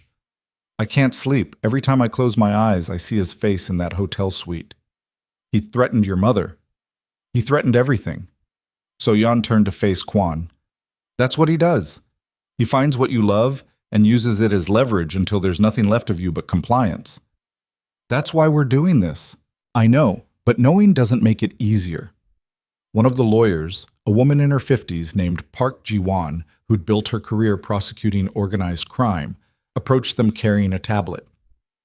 Ms. Han, she said, I need you to review the final statement one more time. Make sure we have the facts exactly right. So-yeon took the tablet and read through her own words detailing 3 years of evidence, financial crimes, and the systematic destruction of anyone who threatened Jae-hyun's empire. It was devastating, comprehensive, true. It's perfect, she said, handing it back. Park studied her carefully. Are you certain you want to be named as the primary source? We can keep you anonymous, protect your identity. No, he needs to see my name, needs to know exactly who brought him down. That makes you a target. I've been a target since I married him. At least now I'm a target with teeth.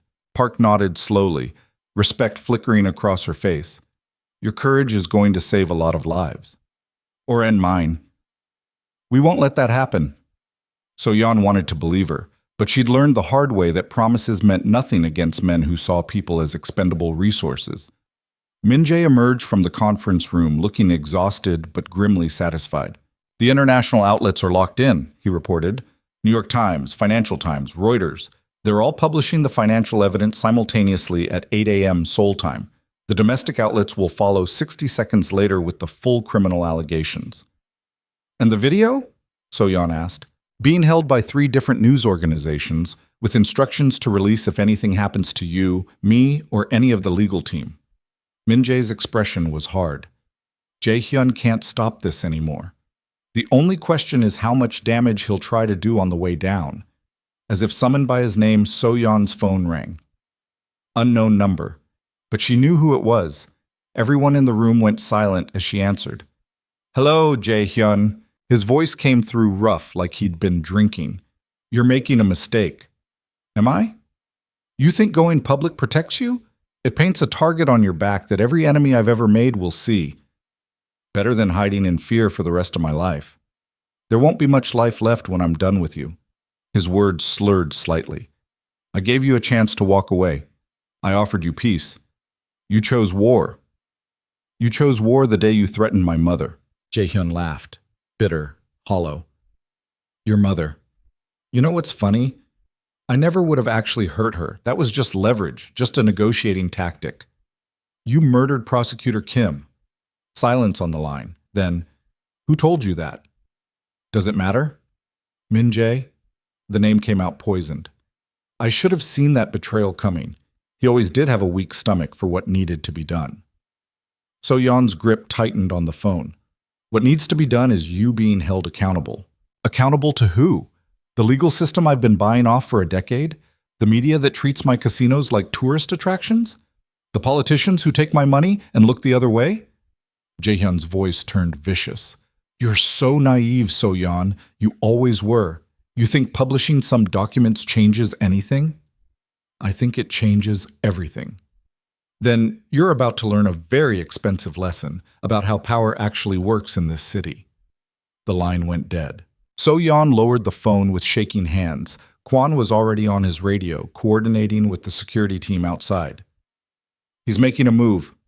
I want all entrances secured, nobody in or out without verification. He's drunk, So-yeon said. Desperate.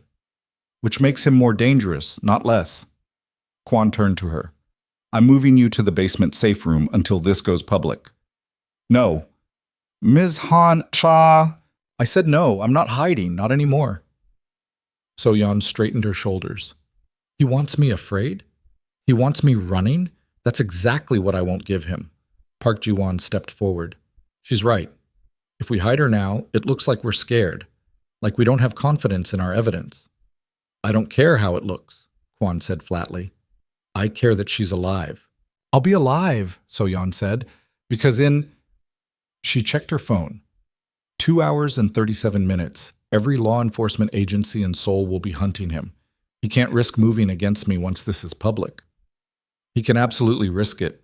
Revenge doesn't require logic. So-yeon met Kwan's eyes. Trust me. Please. He held her gaze for a long moment, then nodded reluctantly. Fine. But you stay in this room, away from windows. And if I say we're moving you, no arguments. Agreed. The next 2 hours crawled past like wounded animals. So-yeon sat at the conference table reviewing evidence she'd memorized weeks ago just to keep her hands busy. Around her, the legal team made final preparations. Journalists confirmed publication times. Minji coordinated with prosecutors to ensure arrest warrants were ready the moment the story broke. At 7:45 a.m., the first rays of sunlight cut through Seoul's skyline. At 7:52 a.m., So-yeon's mother called. I saw the news alert, Miran said without preamble. Tell me you're somewhere safe. I'm safe, Yama. Are you really, or are you lying to protect me? So-yeon closed her eyes. I'm safe. Kwan has a full security team. We're in a secure location, and in 8 minutes, this all goes public. Then what? Then Jae-hyun goes to prison, and I get my life back. Her mother was quiet for a moment. Your father would be so proud of you. The words broke something in So-yeon's chest. I miss him, she whispered. I know, baby. I do too. Miran's voice strengthened. But he's watching, and he sees what you've become, what you've survived, the strength you've found. I'm not strong. I'm terrified. Being terrified and doing it anyway, that's the definition of courage. They stayed on the phone together as the clock ticked down 7:58 a.m., 7:59 a.m., 8 a.m. The journalists' phones erupted simultaneously. Publication alerts, breaking news notifications. The story was live. Park Ji-won pulled up the New York Times on her tablet and turned it toward So-yeon. Korean crime syndicate exposed. Billions in laundered funds traced to entertainment empire. Below it, So-yeon's name appeared as the primary source. The Financial Times led with the corporate structure, shell companies, offshore accounts, money moving through 12 countries. Reuters focused on the murdered prosecutor and the video evidence of Jae-hyun ordering the killing. Korean outlets exploded with even bigger headlines. SEO Jae-hyun. Arrested. Kang syndicate boss faces murder, racketeering charges. Actress Yoo Min-seo implicated in criminal conspiracy. Former wife brings down crime empire, the woman who survived. So-yeon read the articles in numb silence. Her phone started ringing, then didn't stop. International media requesting interviews, investors checking on Vesper Crest's status, friends she hadn't spoken to in years suddenly resurfacing. Kwan filtered everything, redirecting calls to the legal team, while So-yeon just sat and watched her former life disintegrate across every news platform in the world.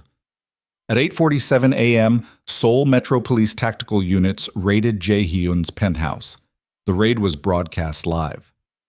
So-yeon watched on the conference room television as armored officers stormed through the glass doors she'd once called home. Watched them find Jae-hyun sitting calmly at the marble table where she'd signed divorce papers 3 years ago.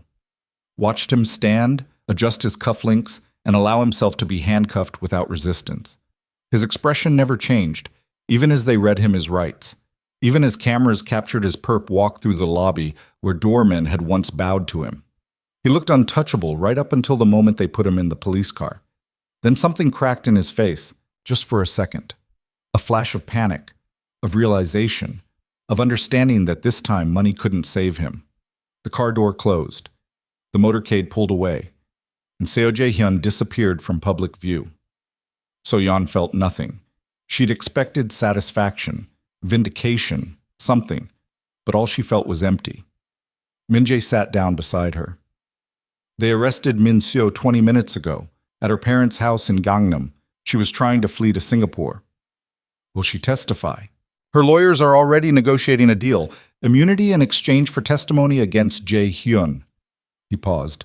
She'll bury him to save herself. Good. Min-jae studied her face. Are you okay? I don't know. That's fair? They sat in silence, watching Seoul's news coverage dissect every aspect of the case. Analysts explaining the money trail. Legal experts predicting decades in prison. Social media erupting with reactions ranging from shock to satisfaction to conspiracy theories. And through it all, So-yeon's name, over and over. The woman who survived, the woman who fought back, the woman who won.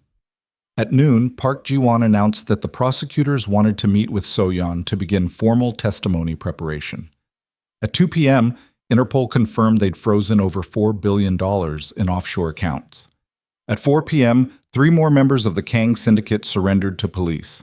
By sunset, the empire Jae-hyun had spent 15 years building had collapsed completely. And So-yeon stood at the safe house window watching Seoul's lights flicker to life, feeling like a stranger in her own skin. Kwon found her there an hour later. We can move you back to your apartment, he said. The immediate threat is neutralized. What about long-term threats? There will always be threats. Men like Jae-hyun have allies, people who will want revenge. He paused. But we'll handle them. That's what you pay me for. So-yeon almost smiled.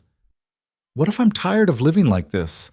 Constantly looking over my shoulder, constantly waiting for the next attack. Then you move. Change your name. Disappear somewhere Jae-hyun's reach can't find you. I've already run once. I'm not doing it again. Then you stay, and you accept that this is your life now, powerful, visible, and always slightly dangerous. So-yeon turned to face him. Is that what power costs? That's what freedom costs when you take it from someone who thinks they own you. The truth of that settled over her like a weight. She'd spent 3 years building Vesper Crest, proving she could survive without Jae-hyun. But survival and freedom were different countries, and she'd just paid the entry fee. 1 week later, So-yeon sat across from Prosecutor General Kim Sang-min in a downtown office that smelled like old coffee and new justice. Your testimony will be crucial, he said, reviewing documents. Jae-hyun's lawyers are already building a defense around the claim that you fabricated evidence out of spite. Everything I provided is real. I know that, but we need to prove it in court, which means you'll be cross-examined, aggressively. They'll try to discredit you. Let them try. Kim looked up from his papers. Ms. Han, I've been prosecuting organized crime for 20 years. I've never seen someone dismantle an operation this thoroughly from the inside. What you did, what you risked, it's extraordinary. I did what I had to do. No, you did what most people wouldn't have the courage to do. He leaned forward. But I need to ask you something, and I need you to be honest. Okay. Are you doing this for justice or revenge? So-yeon considered the question. A month ago, she would have said justice without hesitation. But now, sitting in this office, watching Seoul's legal machinery grind toward the trial that would define her life. Both, she admitted. Is that wrong? It's human. Kim's expression softened. Revenge gets a bad reputation, but sometimes it's just another word for refusing to let someone break you, for insisting that actions have consequences. Then yes, it's revenge and justice and self-defense and everything in between. Good, because that honesty is what will make your testimony compelling. They spent the next 4 hours preparing. Kim walking So-yeon through every question the defense might ask, every way they'd try to twist her words, every tactic they'd use to make her look bitter, jealous, or calculating. By the time she left the prosecutor's office, exhaustion had settled into her bones like concrete. Kwon drove her home in silence.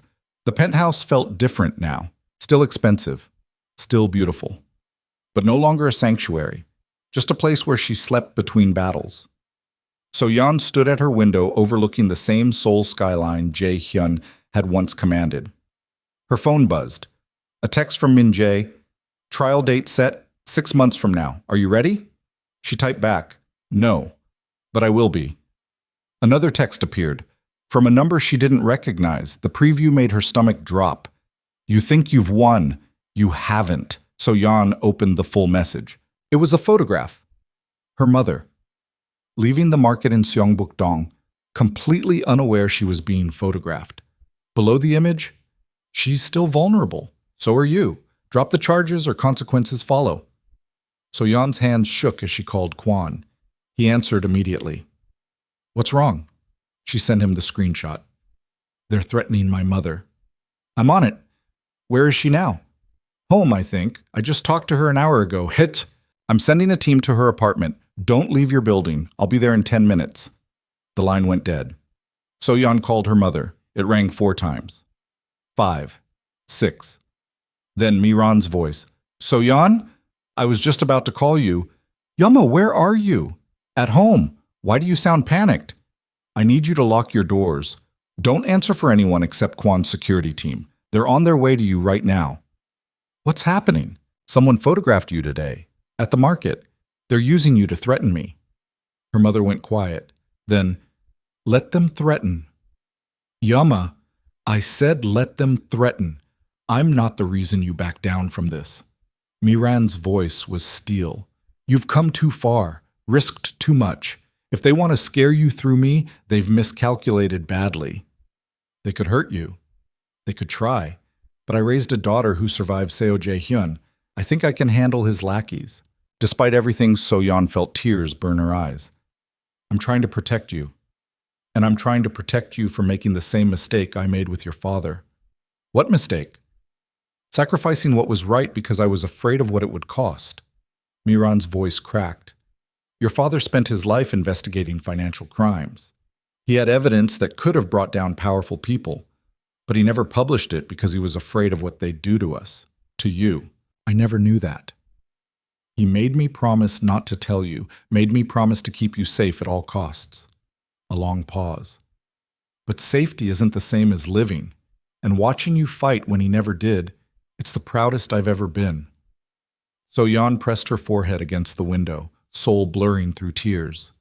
Don't let them win, her mother said. Not for me, not for anyone. You finish this. Okay. Promise me. I promise, Yama. They stayed on the phone until Kwon's security team arrived at Miran's apartment. Then So-yeon sat alone in her penthouse and made a decision. She called Prosecutor Kim. I received a threat, she said when he answered. Against my mother. Someone wants me to drop the charges. We can put her in protective custody. No.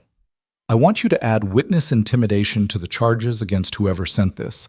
I want enhanced security for my mother, and I want you to know that nothing, absolutely nothing, is going to make me back down from testifying. Kim was quiet for a moment. You're sure? I've never been more sure of anything in my life. Then we move forward, and we make sure everyone who thinks they can threaten witnesses understands what happens when they try. The next 6 months blurred together. So-yeon testified before 3 different grand juries, gave depositions to international investigators, watched as Jae-hyun's empire was dissected in excruciating detail across every media platform. Min Seo turned state's witness, just as Min Jae predicted. Her testimony was devastating, detailing years of criminal conspiracy, money laundering, and her own complicity in covering up Prosecutor Kim's murder. The actress who'd played Korea's sweetheart broke down crying on the stand. The public ate it up. Some sympathized with her as another victim of Jae-hyun's manipulation. Others condemned her as an opportunist who'd chosen wealth over morality. So-yeon felt nothing watching the coverage. Min Seo had made her choices. Now she lived with the consequences. Vesper Crest weathered the storm better than So-yeon expected. Some clients pulled out, unwilling to be associated with the scandal. But others stayed, impressed by her courage. New investors appeared, drawn by the story of a woman who'd brought down a criminal empire. By the time the trial began, Vesper Crest had actually grown. The trial itself was a media circus. Cameras, reporters, protesters outside the courthouse demanding justice. So-yeon walked through it all with Kwon beside her, head high, refusing to hide. The prosecution built their case methodically over 6 weeks. Financial experts explaining money trails, former associates testifying about criminal operations. Min Seo describing in clinical detail how Jae-hyun had ordered Prosecutor Kim's death. And finally, So-yeon. She took the stand on a Tuesday morning in late autumn. The courtroom fell silent as she was sworn in. Prosecutor Kim led her through her testimony with gentle precision. How she'd met Jae-hyun, how the marriage had slowly eroded her sense of self, how she'd accidentally seen financial records that didn't make sense, how the divorce had freed her to finally see clearly, how Min-jae had provided the evidence that confirmed her worst suspicions. The defense attorney, a man named Cho Tae-sung, who'd built his career defending powerful criminals, tried to break her on cross-examination. "Ms. Han," he said smoothly, "isn't it true that you built your company using connections from your marriage to my client?" "I built my company using skills I developed before, during, and after my marriage. But you can't deny that being Seo Jae-hyun's wife opened doors for you." "Being his wife closed more doors than it opened. Building Vesper Crest opened doors because I was good at my job. Yet here you are, testifying against the man who gave you everything. He gave me nothing but pain and manipulation. Everything I have, I built myself." Cho's smile sharpened. "Isn't this really about revenge? About a bitter ex-wife who couldn't accept that her husband moved on?" So-yeon met his eyes calmly. "This is about justice, about holding someone accountable for crimes he thought he was too powerful to answer for. If that looks like revenge to you, maybe you should examine why accountability feels like an attack." Murmurs rippled through the courtroom. The judge called for order. Cho tried again. "You claim my client threatened your mother. Do you have proof of this threat?" "I have the photographs that were sent to me, the messages, the timeline. Messages that could have been sent by anyone trying to discredit my client. Why would anyone discredit someone who's already guilty?" "Alleged guilt, Ms. Han. That's why we're here." "No." So-yeon leaned forward slightly. "We're here because your client spent 15 years destroying lives and thought he'd never face consequences. We're here because I survived him. And we're here because I decided survival wasn't enough. I wanted justice." The courtroom went silent. Even Cho seemed momentarily at a loss. Finally, he said, "No further questions." So-yeon stepped down from the witness stand. As she passed the defense table, she made the mistake of looking at Jae-hyun. He sat perfectly still in an expensive suit that couldn't hide the fact he'd lost weight. His face was thinner. His eyes were hollowed out. But they locked onto hers with the same intensity she remembered. For just a moment, they stared at each other. And in that moment, So-yeon saw something she hadn't expected. Not rage, not hatred. Regret. Then the moment passed. She walked out of the courtroom without looking back. The verdict came 3 weeks later. Guilty on all counts. Murder, racketeering, money laundering, witness intimidation.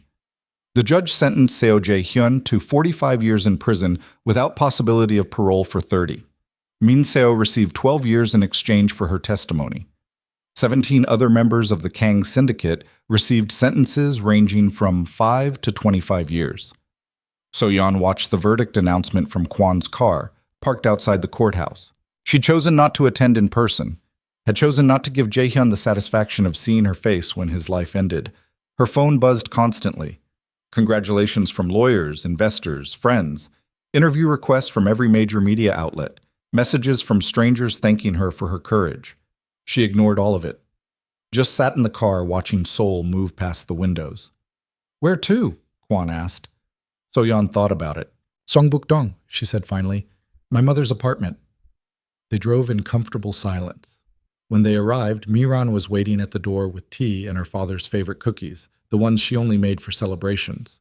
Mother and daughter sat at the small kitchen table where So-yeon had done homework as a child. "It's over," Miran said quietly. "It's over," So-yeon agreed. "How do you feel?" So-yeon considered the question. Empty. Relieved. Terrified.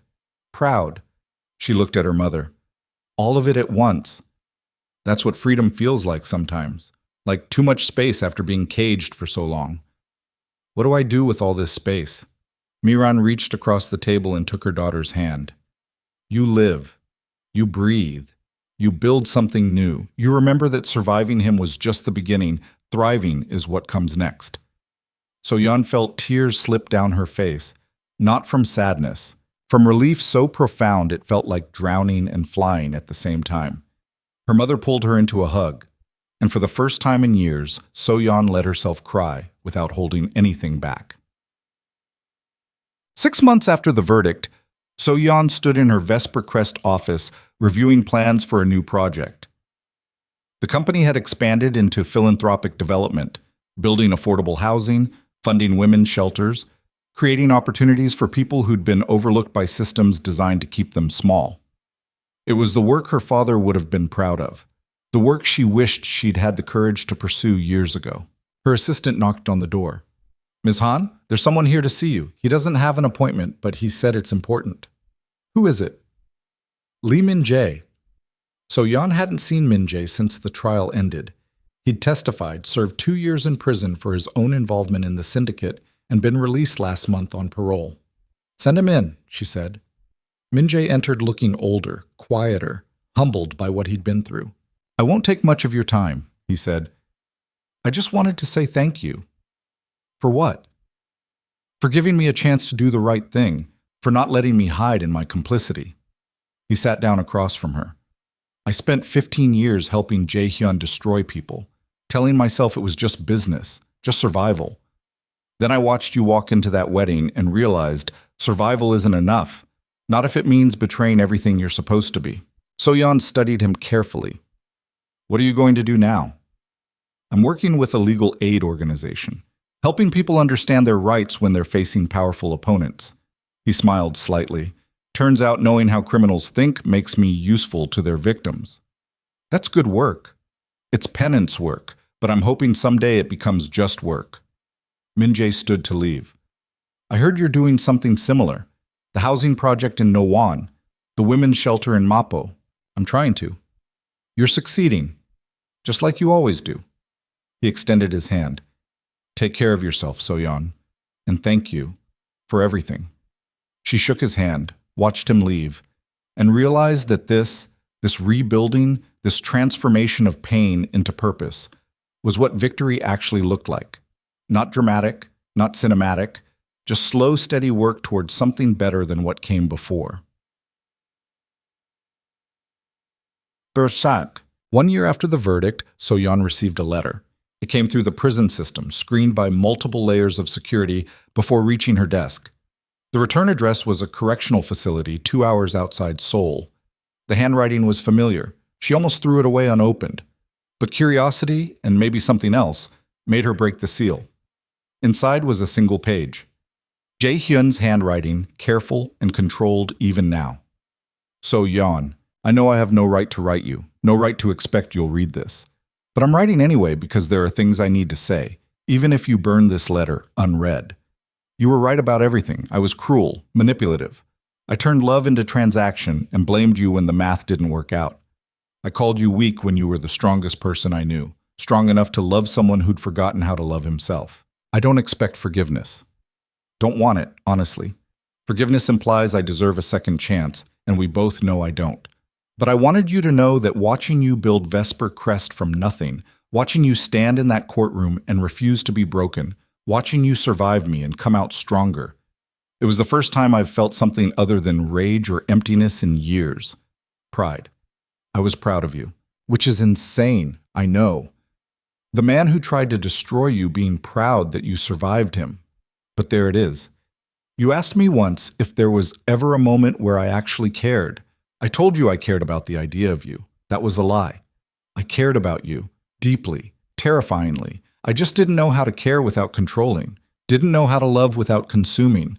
And by the time I realized what I was doing, you were already gone. I'm writing this because you deserve to know that the divorce wasn't your failure. The marriage wasn't your fault. Everything that went wrong was me. My damage, my choices, my inability to be the man you needed. You deserve better. You built better. And I hope wherever life takes you next, it's somewhere so far from me that this letter is the last time you ever have to think about Seo Jae-hyun. I'm sorry for everything, truly. I hope someday that means something." The letter wasn't signed. So-yeon read it 3 times. Then she walked to her office window and looked out at Seoul, this city that had witnessed her lowest moments and her greatest triumphs. She thought about burning the letter, thought about responding with all the anger and pain she'd carried for years. Instead, she folded it carefully and placed it in the back of her desk drawer.